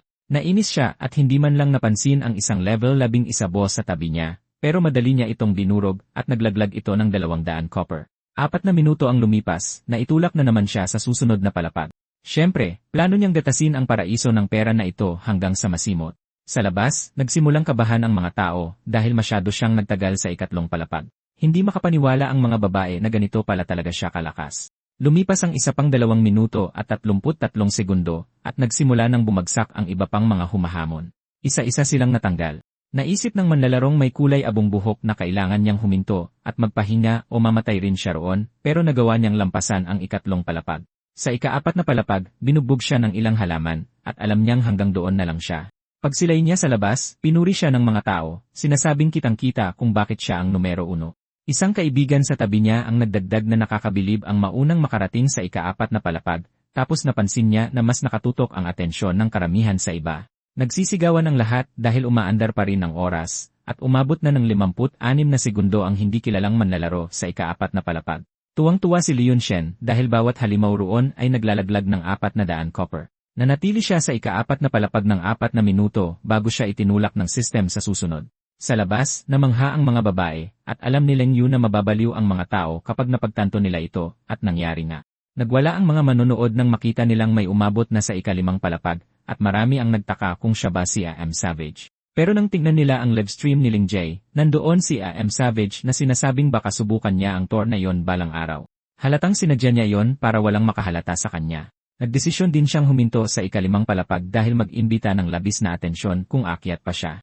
Sapat na ang nakuha niyang pera, kaya oras na para umalis. Pagsilay niya sa labas, napatigil siya. Isang malaking pulutong ng tao ang nag-abang sa kanya. May nagsabi mula sa grupo na nakakabaliw na nakarating sa 5 palapag ang hindi kilalang manlalaro at nagmakaawang ibahagi nito ang kanyang sikreto. Pero tinignan lang ng dating numero 1 ang mga bulok niyang gamit at mariing nagtanong kung paano siya nandaya. Sumang-ayon ang mga tao. Imposibleng makarating ng ganoon kalayo ang isang tao na ganoon kasama ang mga gamit. Pero sinabi lang ni Luchan na wala siyang utang na paliwanag kaninuman, tapos ay binalaan ang lalaki na hindi na sa kanya ang isang teritoryo. Pagkatapos noon, naglakad siya palayo at naiwang walang masabi ang mga tanga. Pumunta siya sa clerk na nagsabing maglagay siya ng pangalan ng guild. Gusto lang niya ng pabuya at wala siyang planong gumawa ng guild, pero naisip niyang baka hindi naman yon masamang ideya, kahit kailangan niya ng 4 na tao. Ipinaalala nito sa kanya na napag-usapan ng grupo kanina ang paggawa ng guild kasama si Lingmu, kaya inanyayahan niya sila at sinabing maaari naman silang umalis mamaya. Kailangan lang niya sila para makuha ang pabuya sa tour. Sinabi ni Hualui na naiintindihan niya, kahit nakakapanghinayang na hindi siya makatulong sa ganoon kahirap na bagay. Sinabi niyang ayos lang iyon. Gusto lang niya makuha ang mga pabuya para sa guild. Pero sinabi ni Lingmu na bilang mga guildmate, tutulungan siya nito, kaya pumunta na siya para magparehistro, na nagkakahalaga ng 50 silver coin. Nagulat ang mga babae na ganoon kalaki ang pera niya, pero kinita niya lang naman iyon sa tour. At sa ganoong paraan, nakabuo siya ng guild na tinawag na Crazy Wave. Siyempre, lumapit si Leng Meo at sinabing mukhang medyo mahina siya, pero kahit paano ay makakatulong itong sumalo ng pinsala. Walang awa tulad ng dati, sinabi niyang hindi niya yon kailangan. Ang talagang gusto niyang malaman ay kung bakit napakaraming nakatitig. Ang ginagawa niya ngayon ay ang Guild Challenge, hindi ang pang-solo, at nagtataka ang lahat kung bakit siya papasok ng mag-isa. Hindi nagtagal, nagtala ang Crazy Wave ng 11 segundo sa unang palapag. Kinakabahan si Olo, pero sigurado silang Meo na kakayanin ito ng bida natin. Nang lampasan niya ang unang palapag, walang makapaniwala. Balik sa kumpanya ng kanyang kapatid, nabanggit ng kaibigan nito na may bumasag ng mga record sa tour. Nagtanong ang kapatid niya kung si A.M. Savage ba ito, pero hindi raw, isang hindi kilalang manlalaro lang. Nagtaka siya kung sino kaya iyon nang pumasok ang boss at sinabing ayusin nila ang mga taong umaabuso sa kanya. Gana-ganado ang grupo, sinabing maraming mayayabang na manlalaro ang Ara Guild at kailangang turuan ng leksyon. Pinasalamatan lang sila ng kanyang mga kaibigan. Samantala, patuloy na nilampasan ng bida natin ang bawat bahagi ng Guild Challenge. Tinalo niya ito ng solo at nakaabot na sa ikatlong palapag. Lumipas ang oras at kahit gabi na may mga naghihintay pa rin sa labas. Paglabas niya, nandoon pa rin ang mga tao para ipagdiwang siya. Iminungkahi nila Mio na tingnan nila ang lugar kung saan pwede silang magtayo ng guild base, pero sinabi ng ating bida na wala siyang oras at aalis na ulit para mag-farm. Tuwang-tuwa naman ang kaibigan niya. Isa na siyang elder sa pinakamalakas na guild sa paligid. Ang nakakapagtaka lang, 4 lang ang miyembro nitong nangungunang guild at kasama sila roon. Sinabi ng isa sa kanila na dahil walang pakialam ang leader, sila na lang ang magpatakbo ng guild at gamitin ang kasikatang binuo niya. Hindi masyadong sigurado si Lenya at sinabing dapat muna nila siyang tanungin. Kaya ipinadala nila ang kanilang kaibigan para kausapin ang ating bida na gusto na lang bumalik sa pagfa-farm. Ipinaliwanag ng lalaki na gusto nilang patakbuhin ang guild at asikasuhin ang iba pa, pero walang pakialam si Lucien at sinabihang gawin nila ang kahit anong gusto nila. Dahil doon, galak na galak ang lalaki dahil isa itong malaking pagkakataon. Samantala, mas nag-aalala siya para sa kanyang kapatid. Tapos lumipat ang eksena sa guild ng kapatid niya, hinaharap ang babaeng iyon na may latigo. Humakbang paharap ang blonde nilang leader at sinabihan ang babae na tumabi o harapin sila. Tumawa lang siya at nagtanong kung sino ba sila sa akala nila. Pilit na inalam ng leader kung bakit niya pinupuntirya ang isang miyembro mula sa guild niya. Sinabi niyang hindi niya gusto ang palayaw at pagmumukha ng babae, kaya binugbog niya ito. Sinabing kalokohan iyon, inutusan ng leader ang lahat na sumugod, pero isang grupo ng mga lalaking nahuhumaling sa kanya ang sumingit para protektahan siya. Ang malala pa, siya pala ang asawa ng guild leader ng Death Dynasty. Tinanong ni Liu Yu kung anong dapat nilang gawin at sinabihan siya ng leader na kumalma lang. Pagkatapos ay humarap siya sa leader ng dynasty at sinubukang ayusin ang lahat ng mapayapa. Tinawag lang silang basura ng lalaki at sinabing hindi siya natatakot. Sinabi ng leader na hindi na sana ito umabot sa ganito pero nagbabala ang isa na walang sinuman sa kanila ang makakatapos ng misyon. Ngumisi ang babaeng may latigo at sinabing palalampasin lang sila kung lahat sila ay luluhod at hahalikan ang kanyang mga paa. Walang pumayag doon. Kaya humakbang paharap ang leader ng dynasty at sinabing ayusin nila ito sa ibang paraan. Dumiretso siya sa kapitan at sinabing iyon ang pinakamabilis na paraan. Pagkatapos niyon, nagsimulang madurog ang grupo ni Lucian. Napagtanto ng bida na hindi sila gaanong mas malakas kaysa sa iba kung hindi pa rin nila matapos ang mga misyong ito. Sinabihan niya ang leader na tumakbo pero tumanggi ito. Team niya ito at hindi niya sila pababayaan. Saka umihip ang isang malakas na hangin. Kinutya ng leader ng kalaban ang teamwork nila, sinabing hindi ito makakapagligtas sa kanila. Lumapit siya kay Lucien, at sinabing palalampasin siya kung luluhod siya. Sumagot siya. Sa panaginip mo lang. Sinubukan siyang saktan ng lalaki, at muntik na siyang hindi makasangga. Hindi nagtagal, lumitaw ang lahat sa respawn area. Naubos ang buong team nila, at nawalan silang lahat ng ilang items. Humingi pa ng tulong ang leader sa ibang guild. Napansin ni Lucien ang ilang mensahe at binuksan ito. Mensahe ito ng NC na nagsasabing papunta na siya, pero sumagot siya na isa itong kabaliwan. Nandoon ang buong Death Dynasty Guild. Sumagot siyang ayos lang iyon at walang magbabago. Lalo lang siyang naguluhan doon. Hindi ba niya nakuha ang ibig nitong sabihin? Sinubukan niyang magpaliwanag ulit, pero sinabi lang nitong hindi mo alam kung anong pwedeng mangyari. Saka bumalik ang leader niya at sinabing hindi lalaban ang ibang guild masters sa Death Dynasty. Sinabi ni Leo na ayos lang iyon. Sa ngayon, magpapalevel at papatay muna siya ng mga monsters. Alam niyang hindi babantayan ng mga taong iyon ang boss na iyon habang buhay, kaya isinuko muna niya ang misyon. Pagkatapos ay sinabi niya sa iba na hindi na siya mang-aabala pa at nag-log out na siya. Nakaramdam ng lungkot ang lahat dahil gusto nilang tumulong pero wala silang magawa. Saka lumapit ang isang manlalarong nakamaskara. Nakatayo sa likod ng grupong dynasty, nagtanong siya kung sila ba ang pumatay sa babaeng sobra ang pagmamalasakit sa kanyang kuya. Tumawa ang babaeng may latigo at nagtanong kung siya ba ang kuyang iyon, at tinanong niya kung talagang plano nilang mamatay dahil sa kanya. Sinabihan sila ni Lucien na humingi ng tawad bago mahuli ang lahat. Siyempre, tinawanan lang nila siya. Mag-isa lang siya. Tamang-tama, dumating siya at sinabihan itong huwag nang makialam dahil hindi ito worth it. Sinabihan niya itong huwag mag-alala. Magiging madali lang ito. Nagtawanan ang grupo nila at sinabing isa siyang malaking biro. Sinabi ng lalaking nakapumpador na papatumbahin niya ito sa isang tira, at sinabihan siya ng leader na huwag masyadong bilisan ang pagpatay sa kanya. Patuloy siyang pinipigilan ni Liu na makisangkot. Bago pa siya makasagot, tumalon na ang lalaki palapit sa kanya. Kaswal na iniwasiwas ng bida ang kanyang martilyo at binasag ang mukha ng umatake. Agad na bumagsak sa lupa ang lalaki na may 0 health na. Doon na napagtanto ng iba na hindi magiging madali ang labang ito. Nagtanong ang babaeng may kulay violet na buhok kung ano yon, at iginiit ng leader na sigurado siyang isa itong bug. Inutusan sila ni Liu na lumuhod at humingi ng tawad. Tumangging umurong ang leader at inutusan ang buong guild niya na sumugod.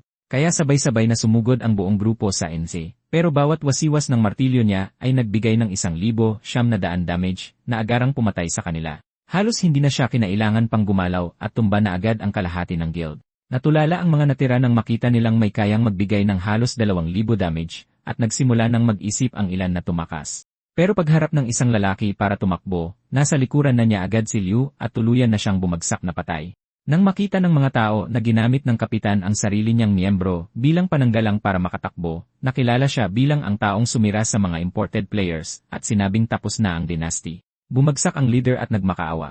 Sinagot ito ni Liu ng isang malakas na hampas sa likod ng kanyang ulo. Pagkatapos ay hinarap niya ang babaeng may latigo at inutusang humingi ng tawad kung ayaw niyang mawalan ng kapayapaan ang kanyang guild. Agad niyang inihampas ang kanyang ulo sa lupa, isinusumpang hindi na niya ito ulitin pa. Sinabi ng bida na hindi iyon sapat. Kailangan niya ng pambubugbog para matuto ng leksyon. Inabutan niya ang NC ng palakol at sinabihan siyang gamitin ito hanggang sa gumaan ang pakiramdam niya. Sa puntong iyon, sinabi ng kaibigan niya na may kilala siyang napakalakas na player at nagmakaawang ipakilala siya. Lumingon siya rito at tinanong kung sino ba talaga siya. Sinabi lang niyang sabihin na isa siyang kaibigan ng kanyang kuya. Sinubukan niyang ibigay rito ang item na iniwan ng babae para sa kanya. Pero sinabi niyang masyado itong mahalaga at sinabihang itago na lang ito. Sinabi rin niya na hindi rin makakatulong sa kanya ang sandatang iyon, kaya masasayang lang ito kung ipamimigay. Nangako rin siya na kung may nanggulo pa ulit sa kanya, siya na ang bahala rito. Matapos iyon, umalis na siya at sinabi ng kaibigan niya na wala na siyang dapat pang ipag-alala. Bumalik si Liu sa sarili niyang lugar. Bumili siya ng mga human pills doon at napaisip kung kailan ba talaga ayos ang lahat. Saka oras na naman para magpa-level, kaya tinawag niya ang lahat. Hindi na sapat ang mga monster sa bundok at gusto na sana niyang mag-farm sa isang dungeon. Napansin niyang nililinis na ng isang malakas na Korean guild mula sa ibang server ang Tager Cavern. Di nagtagal, may lumabas na anunsyo na hinahamon ng 3 Cents Guild ang lahat ng nasa China server na makipagkumpetensya rin doon. Nakita ito ni Liu bilang perpektong pagkakataon, hindi lang para sa isang dungeon run, kundi para na rin sa extra rewards. Sinabi ng isang kaibigan kay Ling ang tungkol sa hamon, at sinabi niyang ang lakas naman ng loob ng mga lalaking iyon na hamunin ang buong server. Gayunpaman, ipinakita sa video na malalakas ang kanilang mga miyembro at maganda ang teamwork nila. Ang tunay na problema ay walang kahit sino sa server nila ang nakarinig na tungkol sa kuwebang ito, kaya malamang na napag-iwanan na sila. Ang hindi nila alam ay nasa loob na si Liu at inuubos ang mga monsters. Maganda rin talaga ang lugar at may mga nahuhulog pang green gear. Sa suot niyang bagong agility boots, nakakaatake na siya ng mas mabilis. Kaya nilibot niya ang buong kuweba, pinapatay ang lahat ng nakaharang sa daanan niya. Hindi nagtagal, nakarating na siya sa boss. Samantala, pinag-uusapan naman ni Ling ang malakas na item na nakuha ng guild na yon. Para sa kanya, napapahiya na ang buong server nila at gusto niyang malaman kung nasaan si Liu. Sa loob ng dungeon, pinapatay na ng bida ang isa pang boss. Ang isa sa mga ito ay isang level 19 na Saber-Tooth Tiger King. Ang mas nakakatuwa pa, may nagsimula ng mahulog na mga blue-grade items.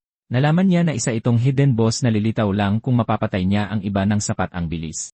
Sa pagkakataon ding iyon, nahihirapan pa rin ang ibang miyembro ng guild laban sa monster na iyon. Sinabi ni Li Yonxing na 5 beses na silang nabigo, kahit na unti-unti na silang nakakalapit. 3 minuto ang lumipas, malapit na ring bumagsak ang boss. Nagsimula nang magdiwang ang mga miyembro ng Korean Guild. Sa lahat ng mga bagong items na iyon, mas lalo lang silang lumakas, na nagpalala pa ng sitwasyon para sa server ni Liu. Patuloy na nagtatanong ang mga tao kung bakit walang ginagawa si NC at kung dapat ba nilang tanggapin ang hamon. Samantala, nakikipaglaban na naman siya sa isa pang boss sa loob. Nag-drop ito ng 2 asul na items. Ang isa ay cape na nagpapataas ng movement speed at dodge sa gabi. Sobrang ganda ng stats kaya isinuot niya agad. Ngayon, ang tanging gusto niya na lang ay mas maayos na pants dahil beginner gear pa rin ang suot niya. Samantala, naghanda ang mga Korean player para hamunin ulit ang dungeon. Pagkalipas ng 12 minuto, may nahanap na namang boss si Liu. Sa isang hit, naging broken ang yelo siya. Dahil frozen ang bida natin, lumapit ang halimaw para tapusin siya. Binasag ng susunod na atake nito ang yelo at nakapagbigay ng damage. Mabuti na lang, marami siyang potions at sapat na health para magpatuloy, kaya hinampas niya ulit sa ulo ang boss. Sa pagkakataong ito, nag-drop ito ng sword, cloak, at mantle. Kapag pinagsama, nakabuo ito ng ice set na nagbigay sa kanya ng Frozen Scream skill. Hindi pa rin niya nakuha yung pants, pero nakakuha siya ng mas maganda. Siya ang naging unang player na tumalo sa lahat ng boss at nakuha ang titulong Tiger Hunter. Pinataas ng 1-0 ang stats niya dahil sa titulong iyon. Nagtanong ang system kung gusto niyang ipakita ang pangalan niya sa ranking at pinili niyang hindi.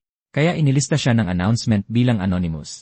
Dahil kailangan niyang maghintay ng 30 minuto bago makapasok ulit, napagpasyahan niyang gumawa muna ng ibang bagay. Pero pagkalabas niya, siksikan na sa lugar. Nakilala siya ng mga tao bilang anonymous tower player at nagulat silang makita siyang nakasuot ng asul na gear. Wala siyang panahong makipag-usap kahit kanino kaya tumakbo siya palayo. Sinabi ng iba na kalimutan na muna siya at mag-focus na lang sa hamon. Pagdating niya roon, chinek niya ang ranking at nalamang hindi ito nag-update ng server-wide, kundi sa entrance lang. Alam ng lahat na umabot ng 46 minutes ang 3 Cents Guild at nasa final boss pa rin sila. Sa wakas ay na-clear nila ito sa loob ng 47 minutes. Galit na galit ang mga tao na masyadong mayabang ang isa pang server. Tapos kumalat ang balita na ang first place ay pagmamay-ari pala ng isang anonymous player. Siyempre, gustong malaman ng lahat kung sino siya. Sabi ng iba peke raw ito dahil walang video. Alam ng blonde na babaeng nagbahagi ng balita na babalik ang anonymous player sa loob ng 30 minuto. Hinila ni Leon ang kaibigan niya at sinabing kailangan nilang makita ang lalaking ito. Nang bumalik si Leon, nakatitig ang lahat sa asul niyang gear. Nagpasalamat si Leon Sheng at sinabing pinrotektahan niya ang pride ng server nila, pero hindi na nagsayang ng salita si NC. Sinabihan niya lang silang tumabi. Sumunod naman ang mga tao, tumabi sila at nagbigay ng daan para sa kanya. Gusto ni Leon na iwasan ng atensyon, pero kailangan pa rin niya ng pants, kaya wala siyang magawa kundi magpatuloy sa pagfa-farm. Naghintay ang lahat para makita kung anong oras ang makukuha niya susunod. Pumasok siya ulit sa dungsyon at mas mabilis na ngayong kumilos dahil alam na niya ang ruta. Sigurado si Leon Cheng na mapapanatili nila ang first place, pero binalaan siya ng kaibigan niya na susubukan ng ibang guilds na basagin ang record. Hindi nagtagal, na-clear din ito ng isa pang guild. Sa loob naman ng 39 minutes, pero wala namang pakialam si Leon Cheng. Nagmadali siya sa dungsyon at mabilis na nahanap ang nakatagong final boss. Habang hinahabol ng iba ang records, iisa lang ang gusto niya, mas maayos na pants. Sa wakas, nag-drop na rin ang isinumpang gear. Binigyan din siya ng mas maganda sa run na ito, ilang purple grade materials. Tinanong ng system kung ilalog ang bagong record, pero inignora niya ito. Mas mahalaga yung pants na nakakasunog ng mga kalaban, at yung purple drop na yun ay hindi pala material. Isa itong two-handed sword. Binigyang daan ng special effect nito na mag-change siya ng combo attacks. Sobrang lakas ng sandatang ito. Pagsapit niyan, lumipas na ang 40 minuto kaya inakala ng lahat na hindi niya nabasag ang record. Ang hindi nila alam, hindi kasama sa rankings ang mga hidden boss. Ang aktual na clear time niya ay 38 minutes. Na-hype ang isang streamer at tinawag siyang kamangha-mangha. Nang lumabas si Luchen, nagmukha siyang mas nakakatakot dahil sa bago niyang gear. Ang ikinagulat niya ay ang mas malaking pulutong ng mga tao sa labas. Paglabas niya, nagsimulang maghiyawan ang mga tao at pumuri kung gaano siya kakul tignan. Nanatiling nakadikit si Leon Xing at sinabing gusto niyang makita ang sword niya. Kaswal na sinabi lang ni Luchen sa kanila na isa lang itong malaking sword. Pagkatapos ay inihagis niya ito, at natulala ang lahat ng makita ang stats nito. Pagkatapos niyan, nagsimula na siyang umalis, sinabing babalik siya pagkalipas ng kalahating oras para basagin ulit ang record. Kaya mas naging pursigido si Liu Yunqing na maghintay para sa kanya. Tinanong niya kung bakit hindi na lang nag-level up ito gamit ang oras na yon. Samantala, pumasok na ulit si Liu Yunqing at nagsimulang mag-clear ulit ng monsters. Sa pagkakataong ito, bumaba ang run niya sa 31 minutes. Gaya ng dati, pinanatiling nakatago ang pangalan niya para hindi malaman ng mga players sa ibang servers kung sino siya. Gusto pa rin niya ng mas maraming hidden bosses, pero alam niyang masyado na yon. Sa labas, excited pa rin ang mga babae na nabasag na naman niya ang isa pang record. Pagkalipas ng 40 minuto, nakalabas na siya pagkatapos lang ng 10 minuto at biglang napatanong si Leon Sheng. Namatay ba siya? Inakala rin ng lahat na nagkamali siya kaya siya natanggal. Pero chinek ni Leon Sheng ang rankings dahil hindi naman siya karaniwang palpak na ganoon at bigla siyang natigilan. Na-clear na ito ni Leon Sheng sa loob ng 9 na minuto at 32 segundo. Hindi makapaniwala ang mga Korean player. Alam ng lahat na halos imposibleng basagin ang record na yon. Ang tanging hindi excited ay siya dahil gusto pa niya ng mga secret boss. Nadismaya siyang umalis, naiwang litong-lito ang lahat kung bakit mukha siyang malungkot. Tapos napansin niyang gabi na at nagdesisyon na oras na para ibenta ang mga lot niya. Pero sakto roon, may lumabas na bagong notice. Double yasi para sa susunod na 24 hours. Pinili niyang ibenta muna ang mga mas mahihinang gear, kahit medyo mahirap presyuhan ang level 15 na blue equipment. Kaya nagpasya siyang maghintay hanggang bukas kapag mas marami ng players ang nakaabot sa level na yon para makita kung ano ang halaga nito. Bukod doon, marami rin ang nangangailangan ng materials na nakolekta niya. Paggawa niya pa lang ng listing para sa Stack of 7, nabenta agad ito. Hindi niya inaasahang mabebenta ito ng ganoon kabilis, kaya nilagay na niya ang lahat para ibenta. Sa loob lang ng ilang minuto, kumita pa siya ng 500,000 coins. Pagkakita kung gaano kalaki ang perang pumapasok, nagbago ang isip niya. Kaya bumalik siya sa dungeon at nagsimulang mag-farm ulit ng monsters. Ang Tager Cavern niya ang perpektong lugar para rito. Pagkatapos ay may tumawag sa kanya. Ito yung lalaking tumulong sa kanya sa brokerage. Sinabi niyang magbabayad sila ng doble, pero kailangang ibenta ni Leon Chen ang lahat sa kanila lang. Binalaan din niya ito na baka nalik na ang pagkakakilanlan ng bida at tinanong kung kailangan niya ng ligtas na lugar. Alam ni NC na sa laki ng perang sangkot, maaaring manganib silang magkapatid, kaya humingi siya ng mapagtataguan at pumayag naman si Lin. Nang tanggalin niya ang helmet niya, sinabi ng lalaki sa tabi ni Lin na kahit gaano pa kalakas si Liu Yunchen, malalagot sila oras na mag-merge na ang mga server. Sumang-ayon si Lin. Ang bata ang tanging pag-asa nila at kailangan nilang umasa sa kanya kahit anong mangyari.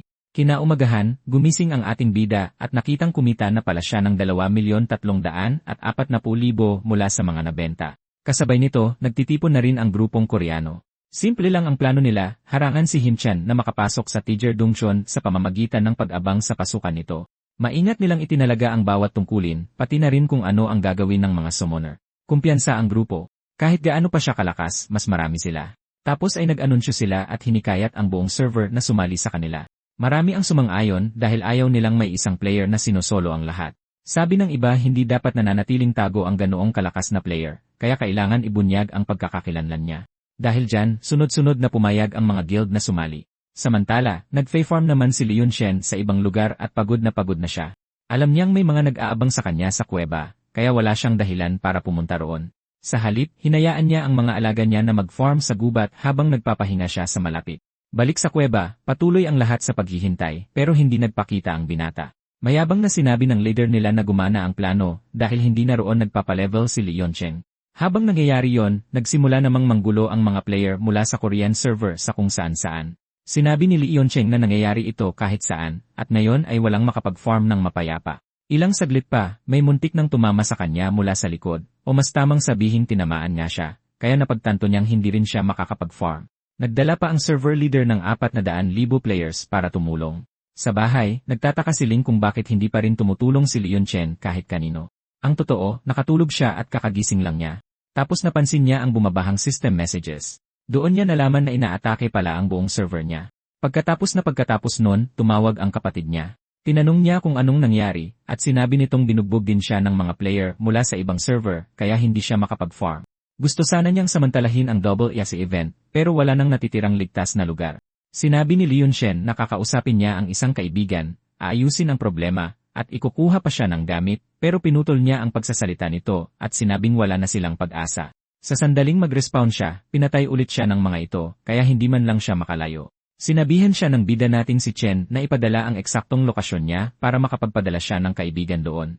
Saka siya sumumpa na pagbabayaran ito ng mga gago. Binalita ng mga umaatake sa leader nila na may paparating, pero nanatili itong kampante. Ito ang guild ng tropa natin, pinangungunahan ng 3 matalik na kaibigan na tumulong sa kanya dati. Kahit pa, mabilis nilang napagtanto na wala rin silang laban, pero hindi pumayag si Ninghab na sumuko. Sigurado siyang darating ang binata natin, at dumating nga siya. Pagdating niya ay sinabi niyang siya na mismo ang tatapos dito. Pagkakita pa lang ng mga tao na may paparating, nagkagulo agad ang buong paligid. Nanginginig na ang leader nila at sinabing dumating na ang anonymous na player. Inutusan niya ang buong guild na umatake, tiwalang sa dami lang nila ay madudurog na ito, pero parang panaginip ang sumunod na nangyari. Walang sinuman ang nakabawas ng higit pa sa 1 point ng damage sa kanya. Tahimik lang na nakatayo si Leon Shen habang nagsimulang magtanong ang lahat kung ano nang nangyayari. Kahit ang mga kakampi niya ay hindi makapaniwalang ganoon kataas ang kanyang depensa. Napaisip ang leader ng kalaban kung ito ba ang agwat sa lakas na dulot ng Divine Beasts.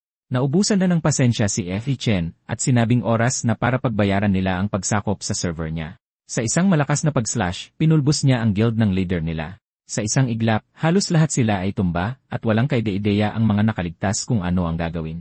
Pero tuloy lang sa paggalaw si Leon Chen, tinataga sila habang siya'y dumadaan. Binalaan niya silang hindi man lang sila magkakaroon ng oras para makapag-isip ng plano. Ngayon ay naghihiyawan na ang mga babae, sinasabing ililigtas na naman niya ang server. Sinabihan niya ang lahat na tipunin sa iisang bunton ang lahat ng nalaglag na gamit. Naguluhan sila at nagtanong kung bakit dahil nawalan din sila ng sariling gamit. Sinabi ni Liu Shen na gagamitin nila ito bilang pain at kukuha sila ng tunay na paghihiganti. Pumayag tumulong ang iba kaya nagpasalamat siya sa kanila. Samantala, nakahandusay pa rin doon ang kanyang kapatid, masyadong mahina para sumagot. Tapos ay sumulpot siya at tinaga ang lahat ng nakapaligid dito. Nakilala siya nitong iyon din ang lalaking tumulong sa kanya noon, mas malakas na lang siya ngayon. Sinabihan siya ni Liu Chen na kunin ang lahat ng gamit na nalaglag sa mga player na iyon bilang pambayad sa lahat ng nawala sa kanya.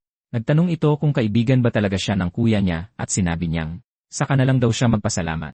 Pagkatapos noon, nagtungo na siya pabalik sa pasukan ng Dongjon.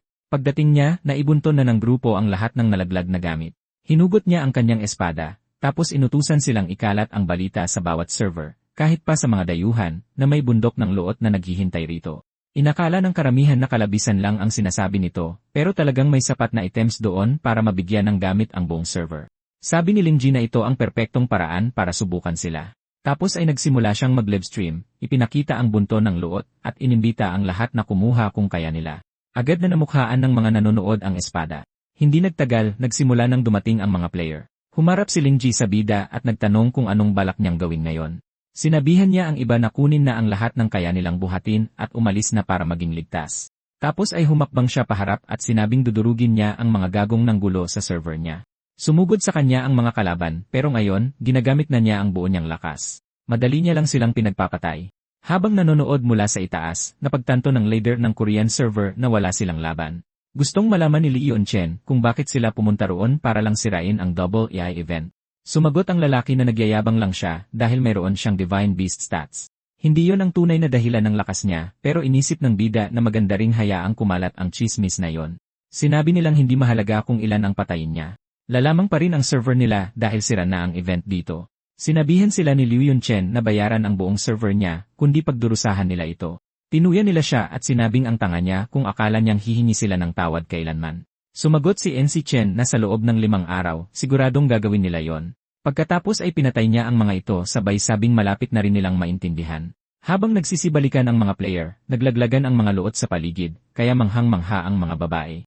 Pero sinabi ni Chen na hindi pa ito tapos. May kailangan pa siyang gawin. Pag-uwi sa bahay, napagdesisyonan niya na bukas ay tatapusin na niya ang laban sa kanila ng tuluyan. Lumipas ang 10 oras. Ngayon ay pumasok na siya sa server nila para maghiganti. Alam niyang nandoon ang Lost Garden of Eden event at tama ang timing.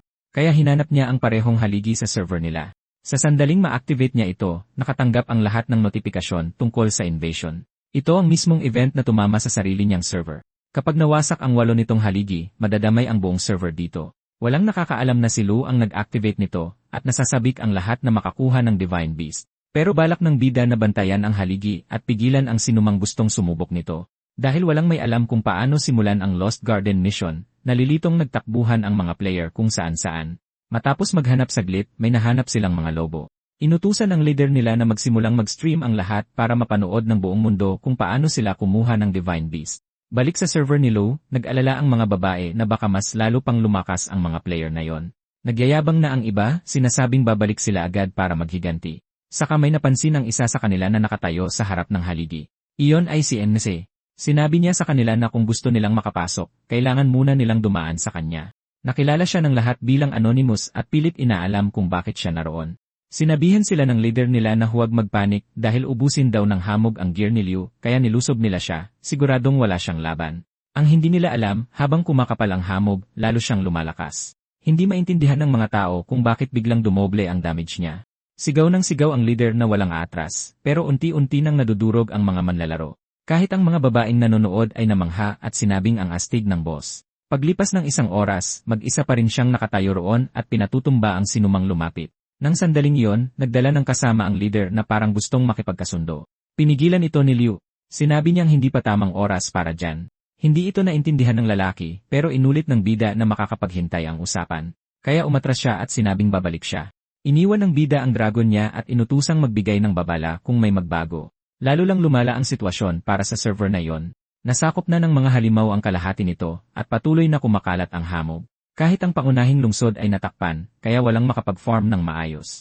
Tapos may mga miyembro ng opisyal na guild na lumapit at nakiusap na itigil niya ito, pero ganoon pa rin ang sagot ni Liu.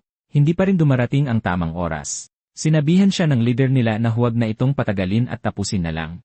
Gumanti siya ng salita na wala man lang silang naramdamang hiya nang magkaisa silang pagpapatayin ang mga manlalaro sa rehiyon niya. Tinanong ng presidente ng pinakamalaki nilang guild kung ano ang gusto niya at sinabihan siya ng bida na lumayas. Dahil wala nang ibang plano, nagpa siya silang magtipon ng puwersa para subukan siyang pabagsakin. Pagkatapos ay nag-live stream siling kasama ang mga leader ng server na yon. Sa stream, humingi sila ng tawad at nangakong hindi na ulitin ang ganoong klaseng bagay. Ibinigay rin nila ang listahan ng mga gamit na hiningi ni Liu. Nang mga oras na yon, mukhang pagod na ang lahat sa pulong at walang ideya kung paano itigil ang gulong ito. Sa huli, personal na nagpunta ang leader nila para humingi ng tawad. Nagbabala si Liu na ang tanging paghingi ng tawad na tatanggapin niya ay ang 4 na divine beasts mula sa lugar na yon. Sinubukan ng lalaki na makipagtawaran pero tumanggi ang bida. Walang mangyayaring negosasyon. Sa kanya tinawag ang grupo ng sarili niyang server. Siya mismo ang tutulong sa kanila na kunin ang mga divine beasts. Nang makuha na ang lahat, nagdiwang ang server na yon dahil sa wakas ay alis na siya. Pagbalik sa totoong mundo, bumangon siyang ubos na ubos ang lakas matapos maglaro ng walang tigil sa loob ng 2 araw.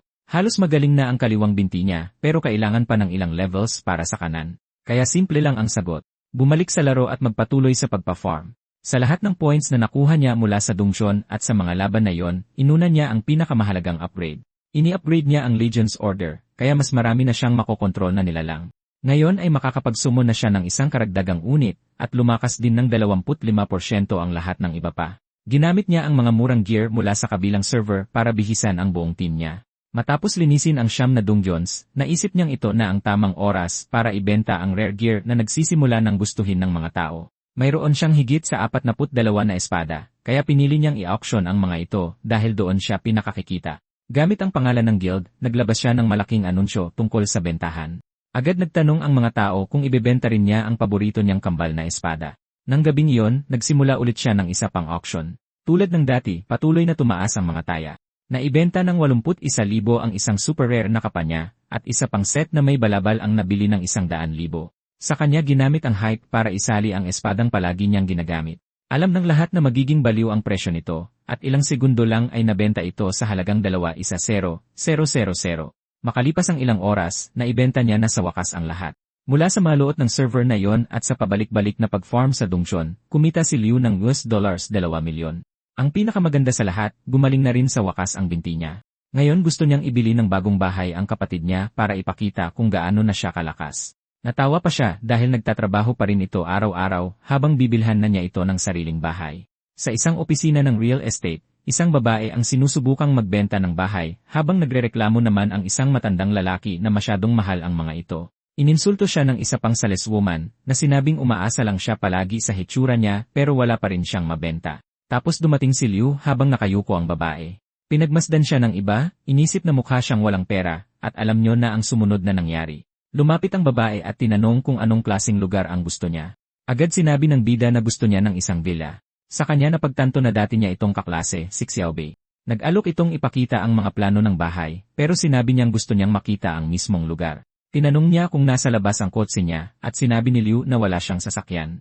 Hagalpakan sa tawa ang ibang babae, nagtataka kung paano makakabili ng villa ang isang walang kahit man lang kotse, pero sinabi ni Xiaobei na pwede siyang sumakay sa motorsiklo nito. Habang nasa bayahe, sinabi niyang siya si Liu. Sinabi ni Xiaobei na nabalitaan nitong na-stuck siya sa wheelchair, at sumagot siya na mas maayos na ang lagay niya ngayon. Kinalaunan, nagpasalamat ito dahil bumili siya ng bahay at tinanong kung naglalaro ba siya ng mga games.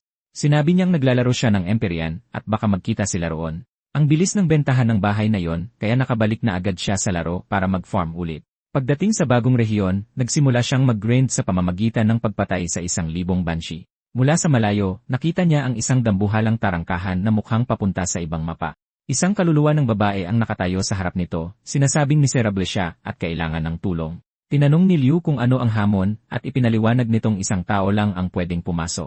Para matapos ito, kailangan niyang talunin ang 500 kaluluwa sa likod ng tarangkahan. Ang pabuya ay ang sinaunang puso mula sa misyon kanina. Dahil isa itong solo quest, babagay ito ng husto sa kanya. Pagkapasok niya, nadatnan niya ang ilang level 22 na espiritu na naghihintay sa loob. Para sa iba, magiging malaking problema talaga yon. Ang mahirap ay ang dami nila, at ang mga atake niya ay nakadepende sa human skills na malalakas nga pero hindi angkop dito. Kahit ang pagpapatumba sa unang dalawa ay hindi naging madali. Gayunpaman, nanatiling kalmado si Liu. Kung kaya niyang pumatay ng 2, kaya niyang pumatay ng 500. Kaya naghintay siya na mag-respawn ang mga kaluluwa, at sa sandaling bumalik sila, sumabak ulit siya sa laban. Matapos ang 10 oras, natapos na rin niya sa wakas ang misyon. Nakuha niya ang sinaunang puso at agad itong sinubukang gamitin, pero sinabihan siya ng sistema na kailangan muna niyang tanggalin ang kanyang balat ng tao. Kaya bumalik siya sa anyong lobo, na lalong nagpatakot sa babae, pero hindi niya ito pinansin at inactivate ang item. Tumaas sa 5-star quality ang karakter niya, at nabigyan siya ng 500% na dagdag sa bawat stat niya. Sa sobrang pananabik niya, napaisip siya kung may iba pa bang quest sa lugar na yon. Pinatigil niya ang babae sa pag-iyak at pinagpaliwanag agad kung ano pa ang kailangang gawin doon. Tumanggi ito noong una dahil ang pangit daw niya. Matapos bumalik sa anyong tao, nakuha niya na ang sagot. Kailangan niyang pumatay ng 3,000 na muling nabuhay na mga espiritu. Dahil 2 lang ang kaya niyang patumbahin kada atake, alam niyang aabutin siya ng siyam-siyam, pero tinanggap pa rin niya dahil wala naman siyang pagpipilian. Bukod doon, ang mga quest na ito ang nagbibigay sa kanya ng mga sinaunang gamit na kailangan niya. Matapos makapatay ng mahigit 1,000 linta, na-unlock niya ang talent ng mga ito na nagpapababa ng 15 sa depensa ng mga kalapit na kalaban. Pagkatapos noon, lalo pa siyang naging pursigido. Hinayaan din siya ng talent na umatake mula sa malayo, kaya mas napabilis ang mga galaw niya. Kahit na ganoon, inabot pa rin siya ng buong 3 araw para matapos ito. Medyo nadismaya siya dahil wala man lang nahulog na gamit sa lugar na yon. Puro pag-level up lang ang nakuha niya. Tapos may napansin siyang istruktura sa malapit at napaisip kung bakit ang daming halimaw doon. Sa gitna ng mga bato, nakatayo ang isang buong lehiyon ng mga sundalo. Isang grupo ng mga banshee ang nagtipon sa paligid ng isang kulay violet na orbe, at mukhang nasa kalagitnaan sila ng isang ritual. Pinangungunahan sila ng isang level 27 na boss, ang Vanguard Leader. Nang sandaling iyon, nag-alala si Liu na baka pilitin siya ng laro na kalabanin ito. Tinawag ng nilalang ang Diyos ng mga undead at hiniling na tanggapin ang alay. Pagkatapos ay ibinaon nito ang espada sa lupa. Nagliwanag sa enerhiya ang lahat ng naroon. Pagkatapos noon, nagsimulang maglaho ang boss at ang lahat ng nilalang. Nagpasya si Liu na huwag nang makialam doon at bumalik na lang sa babae para sabihing tapos na ang misyon. Nag-evolve ulit ang kanyang werewolf bloodline, at nakuha rin niya ang Teacher talent na nagbibigay sa kanya ngayon ng kakayahang gumawa ng critical hits. Nagtanong siya kung kailangan pa ng babae ng tulong, pero sabi nito ay sobra-sobra na raw ang hiningi niya. Masiglang sinabi ng NC sa kanya na ayos lang yon. Kailangan niya lang humingi ng tulong. Ang pagsuong sa panganib ay parang naging paboritong libangan niya. Ang susunod na quest ay pigilan ang nangyayaring pagtawag. Para magawa iyon, kailangan niyang magnakaw ng 5,000 mana mula sa aktibong pormasyon. Ang pabuya niya ay 10 pil, na bawat isa ay magdadagdag ng 1,000,000 sa kanyang mana. Dahil mana mismo ang kailangan niya, agad siyang pumunta. Nang makarating siya sa pormasyon, nakita niyang hindi pa rin napapalitaw ang Dark Boss, kaya pumunta siya sa gitna at nagsimulang mag-cultivate na nagbigay daan para mahigop niya ang mana. Ang problema, umalis lang saglit ang boss at ngayon ay pabalik na ito. Nagdasal na lang si Liu na sana hindi mapansin ng boss ang tahimik niyang pagnanakaw ng mana roon. Pero habang lumalapit ang boss, nagsimulang magliwanag ang espada nito. Naramdaman nitong may mali at nagsimulang maghanap sa paligid. Pagsapit noon, nakapagnakaw na siya ng sapat na dami ng mana at nakatakas ng ligtas. Pagkatapos niyan, bumalik siya sa babae at humingi ng isa pang misyon. Sa pagkakataong ito, inutusan siya nitong patayin ang boss, si Cannabis. Sobra naman yata iyon kahit para sa kanya, kaya sinabihan niya ang babae na humanap na lang ng iba. Sa kanito pinaliwanag na pagkatapos niyang higupin ang mana, nasa 10 bahagi na lang ng normal nitong lakas ang halimaw. Kung matatalo niya ang boss sa portal ng Ragnarok, mabubuksan nito ang isang dungeon na konektado sa isang malaking quest. Naalala ni Liu ang sarili niyang misyon na nabanggit din ang Ragnarok, kaya pumayag siya. Ang premyo ay isang natatanging purple pet na nagngangalang Showman.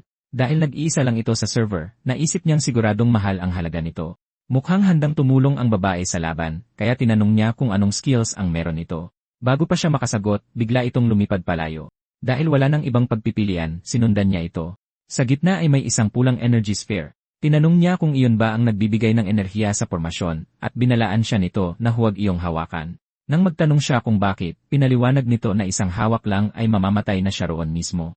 Kaya sinabi ni Leon Sheng na ang tanging mahalaga ngayon ay ang pagpapabagsak kay Cannabis. Doon nagpapahinga ang Night Boss.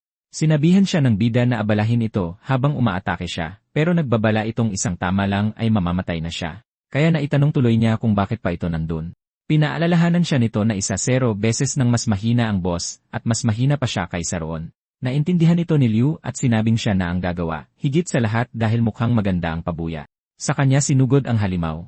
Naglunsad siya ng sunod-sunod na atake, kung saan bawat isa ay may 1,600 na damage. Sa 30,000 medyo matatagalan pa rin ang labanang ito. Pagkatapos ay biglang tumayo ang boss. Nagbabala ang babae na mag-ingat siya. Malapit nang gumamit ng counter skill ang boss. Nasabik si Liu, sa isiping kung may ganoong galaw ang boss, baka pwede niya rin itong matutunan. Sumugod siya, sinusubukang tapusin ito ng mabilis, pero pinakawalan ng boss ang inihanda nitong taga. Muntik nang hindi makaiwas ang NC. Kung tumama yon, siguradong ubos ang buong health bar niya. Habang nagre-recover ang boss, nakapagpasok pa siya ng dagdag na damage. Kasabay nito, patuloy na sinasabi ng babae ang mga susunod na galaw ng boss. Nagulat siya kung gaano nito kabisado ang estilo nito sa pakikipaglaban. Pagkatapos ay iniangat ng boss ang espada nito para sa isang finishing move. Sinabihan siya nitong tumakbo na lang ang tanging pagpipilian. Kailangan nilang makarating sa pasukan ng lambak o mamatay roon. Gumuho ang pagsabog sa buong lugar at inamin ni Liu na tama na naman ito. Mahirap isipin kung paano tatalunin ng mga normal na manlalaro ang bagay na ito. 8 minuto ang lumipas. Umiiwas pa rin siya at hindi pa rin niya natatapos ang boss. Pagkatapos ay ibinuka ng batang babae ang kanyang mga braso at naglabas ng ginintuang liwanag. Inipon ni Liu ang lahat ng natitira niyang enerhiya para sa isang huling tira, ibinaba ang kanyang talim gamit ang Tiger Strike na sa wakas ay nagpabagsak sa boss. Patay na si Cannabis. Nakuha ni Liu ang isang mystical teknike na tinatawag na Rain Sword Conversion pati na rin ang susi sa Gate of the Dead. Lumitaw ang batang babae at nagpasalamat sa kanya sa lahat. Tapos ay nagtanong ito kung pwedeng sumama sa kanya. Pumayag siya ng walang problema at natanggap ang natatanging purple pet na si Xiaomen. Hindi niya inaasahan na ito pala ang magiging pet, kaya sinuri niya ang stats nito. Ang pinakamalaking bentahe niya ay immortalidad dahil isa siyang espiritu. Walang sinuman ang pwedeng manakit sa kanya.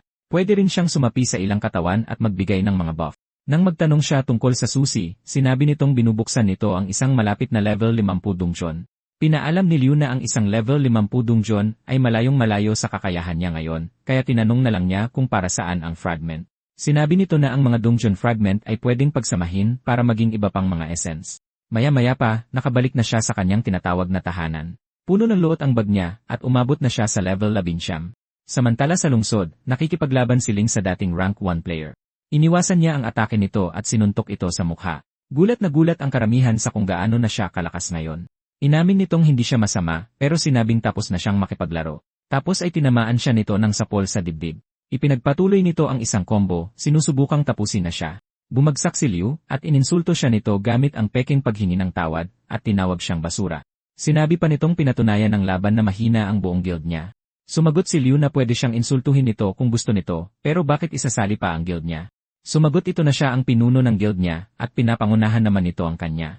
Sinabi niyang hindi niya dudungisan ang pangalan ng kanyang guild at aalis kung kinakailangan. Hindi naniwala ang iba at sinabihang gawin niya ito. Saka siya humingi ng tawad sa mga kaibigan niya, at sinabing ayaw niyang mapahiya ang lahat dahil sa kanya. Tapos ay may nakialam at nagtanong kung sino ang nagbigay sa kanya ng pahintulot na umalis. Siyempre, hindi hahayaan ni Liu na basta na lang umalis ang isang magandang babae sa guild. Lahat ay natigilan. Matagal-tagal na rin nila siyang hindi nakita. Tinanong niya kung binubuli ba nila siya, at humingi ng tawad si Ling dahil pinahiya niya ang lahat. Sinabi niya na kasalanan niya ito kaya siya na mismo ang ayos nito. Idineklara ng dating number 1 na ngayon ay dudurugin nila si Liu o alis sila sa server. Ipinunto niya na marami nang nagbago sa loob ng 10 araw at lahat ay mas lumakas na. Sumagot ang bida na kung matalo siya, aalis din siya, at saka tinanong kung saan nila gustong lumaban. Ngayon, gusto nang makita ng lahat kung sino ba talaga ang aalis sa server. Nagtipon ng 2 guild sa labas ng lungsod. Agad na napansin ng mga tao na mas kaunti ang mga miyembro sa guild ng ESE. Ibinuka ng leader ng kalaban ang kanyang mga braso at sinabing ang sinumang natatakot ay pwede nang tumakbo, ngunit pinainit ni Liu ang laban at sinabing hindi sila atras. Sinabi ng isang kaibigan kay Liu na gagawin nila ang lahat, pero sinabihan lang niya sila na huwag mag-alala. Sisiguraduhin niyang wala nang gugulo sa kanyang guild kailanman. Hindi makapaniwala ang mga tao na susugod siyang mag-isa laban sa kanilang lahat. Dahil sa inis sa inasal niya, sabay-sabay silang sumugod sa kanya. Ang hindi nila alam, mas lalong lumakas si Liu pagkatapos ng Spirit Quest. Kahit ang mga nanonood mula sa malayo ay hindi sigurado kung kaya ba talaga niya itong gawin. Sinabi ng leader nila na maglalaho siya sa server ngayon, pero kalmado siyang sumagot na hindi mangyayari yon. Pagkatapos ay nagpakawala siya ng double sword slash. Isa itong area attack, at ang lahat ng tinamaan ay nabawasan ng higit sa 1,000 damage. Gulat na gulat ang leader ng kalaban. Hindi pa siya nakakita ng umaatake ng ganoon kalakas sa buong grupo. Hindi tumigil doon si Liu at sinimulang patayin ang buong guild. Bago pa makakilos ang kanilang leader, nakabulagta na ang kanyang guild, at makalipas ang 1 segundo, bumagsak na rin siya. Walang may alam na may ganoong kabrutal na area skill ang bida, at wala siyang awang tinira ulit ang mga katawan nila para siguraduhin tapos na sila. Ang pinagtataka lang niya ay kung bakit hindi nagsasaya ang sarili niyang guild. Ang totoo, sobrang nagulat sila, nagtataka kung totoo ba ito o gumagamit siya ng hack. Isang bagay ang malinaw ngayon. Wala nang gugustuhin pang kalabanin ang guild nila. Pero gusto ni Liu na mas idiin pa ang mensaheng yon, kaya bumalik siya sa tower kung saan siya huminto sa floor 5 dati. Ngayon, mabilis niyang nilampaso ang mga unang palapag ng walang kahirap-hirap. Balak niyang umabot ng mas mataas pa, para hindi na niya kailangang bumalik agad. Na-clear ang mga unang palapag sa loob ng wala pang 10 segundo kada isa. Sinabi ni Liu na nakarating siya sa 5 floor sa loob lang ng wala pang 13 segundo. Iisang bagay na lang ang iniisip ng mga tao ngayon. Makakapasa ba talaga siya sa floor 15? Pero handang tumaya si Liu sa kanya. Sa floor 12, doon unang nakaligtas ang kalaban mula sa isang tira. Hindi nagtagal pagkatapos nyon, nakarating siya sa floor 15. Sinabi ng isa sa mga babae na iniisip na ng mga tao na nandaraya siya, pero pilit itinatanggi ito ng isang in love sa kanya. Sadyang sobrang galing lang talaga niya. Pagkaraan ng isang segundo, umabot siya sa floor 16 na, at naghiyawan sila, sinabing wala nang maglalakas loob na targetin pa ang guild nila ngayon. Pero nagsimula nang magtanong ang mga tao kung kailan siya hihinto, dahil nasa floor 17 na siya. At agad pagkatapos nyon, narating niya ang floor 19. Umabot siya sa floor 20 at tinalo ang isa pang kalaban ng walang masyadong hirap. Kahit ganoon, umarte siyang nahirapan siya at saka umalis sa tower. Bilib na bilib ang lahat, iniisip na siguradong may nakakatakot na kalaban sa floor 20. Pagkatapos nyon, pumunta siya para gawin ang guild challenge. Ito lang ang paraan para makakuha ng Ascension Crystals, at alam niyang wala pang ibang makaka-clear hanggang level 7 ngayon. Ngayon, unti-unti nang nawawala ng pag-asa ang mga tao na mahabol pa siya. Kinalaunan, nagpasalamat si Ling sa kanya. Sinabi niyang huwag silang mag-alala. Siya ang leader nila, kaya tutulungan niya ang lahat. Kukunin lang niya ang mga spirit at ipamimigay na ang natitira. Gustong malaman ni Ling kung bakit niya tinutulungan ang maraming tao ng ganoon. Sinabihan niya itong huwag na itong isipin at mag-focus na lang sa pagpapataas ng kanyang magic. Pagkatapos ay pinag-send niya siya ng friend request at sinabing tawagan siya kung may manggugulo sa kanya. Kinilig siya dahil natatandaan pa siya ng leader niya. Ngayon, may bagong problema si Liu. Sobrang taas na ng level niya kaya hindi na niya alam kung saan pa siya magfa-farm. Kasabay nito, nagtitipon-tipon ang mga manlalaro sa labas ng isang underground cave. Sinusubukan nilang bumuo ng mga team para sa dungsyon, pero mag-isang pumasok ang NC, umaasang may nakatagong area sa loob. Sobra-sobrang dali ng mga halimaw. Kahit ang level 23 na boss ay hindi man lang nakapalad. Magkakaroon lang ng saysay ang pagpasok niya kung may matagpuan siyang sikreto. Gaya sa huling dungsyon, bubukas ang nakatagong section kapag mabilis na na-clear ang unang parte nito. Saka lumabas ang isang notice. Paparating na ang Abyssal Zombie King. Makalipas ang 5 minuto, nagsimulang bumiyak ang lupa at sumabog ang halimaw mula sa ilalim. Isa itong level 30 diamond rank boss. Sa unang atake nito, tinamaan si Liu ng 4,000 damage sa dibdib. Bukod pa roon, nabulag siya ng 3 segundo, nawalan ng physical defense at movement speed, at nabawasan ng 3% ng kanyang max health bawat segundo sa loob ng 10 segundo. Ngayon ay natakot na talaga siya sa lakas ng boss. Kung magpapatuloy ito, wala siyang pag-asang manalo. Iniwasan niya ang sumunod na atake at na-realize na 4 na tira lang ay mamamatay na siya. Gayunpaman, hindi siya nagpanik dahil medyo mabagal ang boss, kaya patuloy siyang umiiwas sa mga atake habang gumaganti ng tira. Ang totoong problema ay ang napakataas nitong defense at health pool. At pagkatapos makatanggap ng damage, muling naghukay sa ilalim ng lupa ang halimaw. Nagsimulang isipin ni Liu kung papatayin ba talaga siya ng dungeon na ito. Pagkatapos ay nakatanggap ang lahat ng notice na nakapause ang area hanggang sa may makatalo sa secret boss. Ang laban na ito ang magdedesisyon kung ma-unlock ba ng lahat ang pangalawang level ng dungeon. Galit ang kapatid niya. Malapit na siya sa boss at ngayon ay mapipilitan siyang lumabas. Sinabi ng kaibigan niya na ayos lang yon dahil kapag natalo ito, magbubukas na ang susunod na floor. Wala siyang pakialam. Gusto lang niyang bugbugin ang lalaking naninira ng pagle-level niya. Pagkatapos ay tinukoy ng kaibigan niya ang isang halatang bagay. Isang manlalaro lang sa server ang maglalakas loob na harapin ang boss na yon ng mag-isa. Nagtataka siya kung si Anonymous ba ito. Sa hindi malamang dahilan, wala pa rin siyang ideya na ang lalaking tumutulong sa kanya ay ang sarili niyang kuya at dahil lahat yon sa maskara. Pagbalik sa laban, patuloy na hinampas ni Leo ang lupa pero hindi pa rin nababawasan ang boss. Kahit gamit ang invisibility ng multo, hindi pa rin niya matukoy kung nasaan ito. Saka biglang sumabog ang lupa at lumabas ang boss sa mismong harapan niya. Mabuti na lang, naka-invisibility siya, kaya hindi siya nakita ng halimaw. Ginamit niya ang pagkakataong iyon para pumunta sa likuran nito at hiwain ang batok nito. Inulit-ulit niya iyon sa loob ng 30 minutong diretsyo hanggang sa tuluyan ng bumagsak ang halimaw. Pagkatapos mapatay ito, nakakuha siya ng zombie mask at sandamakmak na dungeon loot, pero may isang drop na pinakanaiba sa lahat. Isa itong recruitment order na konektado sa dungeon na ito. Binigyan siya ng item na yon ng karapatang mag-recruit ng Zombie King. Nakakuha rin siya ng maskara na nagpapababa ng energy at speed ng ibang tao, pati na ang susi na gusto niya, ang magbubukas sa ikalawang level ng dungeon. Nang sandaling ginamit niya ito, namangha ang lahat. Ngayon ay mas mabilis nang makakapag-level up ang buong server. Nang lumabas si Liu, invisible pa rin siya, pero nandoon lang din ang kapatid niya. Sinuri niya ang mga gamit nito at nakitang palakas na ito ng palakas. Mukhang natututo na sa wakas itong maglaro, kaya na-curious siya sa level at damage nito. Para subukan ito, binigyan niya ito ng mahinang atake. Nauwi iyon sa napakalaking damage, at nag-stack din ang lason sa kanya dahil sa combo. Nang subukan itong lumayo, binalaan niya itong huwag gumalaw kundi mas lalong sasakit ang epekto ng lason. Ilang sandali lang, bumagsak sa lupa ang kawawang babae. Nabigla si Liu. Aksidente niyang napatay ang sarili niyang kapatid. Naguguluhang nagtanong ang kaibigan nito kung sino ang umatake sa kanya. Natahimik na lang siya at natuwa dahil walang nalaglag na item mula sa kanya. Pagkatapos noon, nagpunta siya sa ibang bundok. Dahil kahit saan pwedeng buksan ng susi ang susunod na dungeon, pumili siya ng mas tagong lugar. Nang i-activate niya ito, isang gintong liwanag ang bumaril paitaas. Tiniyak din ito na siya ang unang makakapasok at unang makakatapos dito. Pero pagpasok niya, walang ni isang halimaw doon. Isa pala itong personal na dungeon na pag-aari niya. Pwede siyang maningil ng bayad sa pagpasok at pumili kung anong mga halimaw at item ang lalabas doon. Mabilis niyang napagtanto nakikita siya rito nang walang masyadong pagod. Kaya gumastos siya ng maraming currency para i-upgrade ang dungeon sa level 20. Dagdag pa rito, pwede siyang bumili ng mga nilalang at ilagay sa loob para labanan ng mga player. Nang maihanda na ang lahat, oras na para magbukas ng negosyo. Maya-maya lang, nagpuntahan ang mga player na nakapansin sa liwanag at nahanap ang pasukan. Laking gulat nila nang malaman na pag-aari ng isang player ang dungeon. Ang mas nakakapagtaka, paisa-isa lang pwedeng pumasok ang mga tao. Agad naman itong ipinakita at ipinagmalaki ng mga streamer doon. Ibinunyag nila ang bagong dungeon na ginawa ng sikat na si I Am the Only Wild One. Dahil inayos ng mabuti ni Liu ang level ng mga halimaw, napakaraming player ang pumunta para mag-farm at tuloy-tuloy ang kita niya. Ang totoong sikreto ng dungeon niya ay ang sobrang daming klase ng mga item drop nito.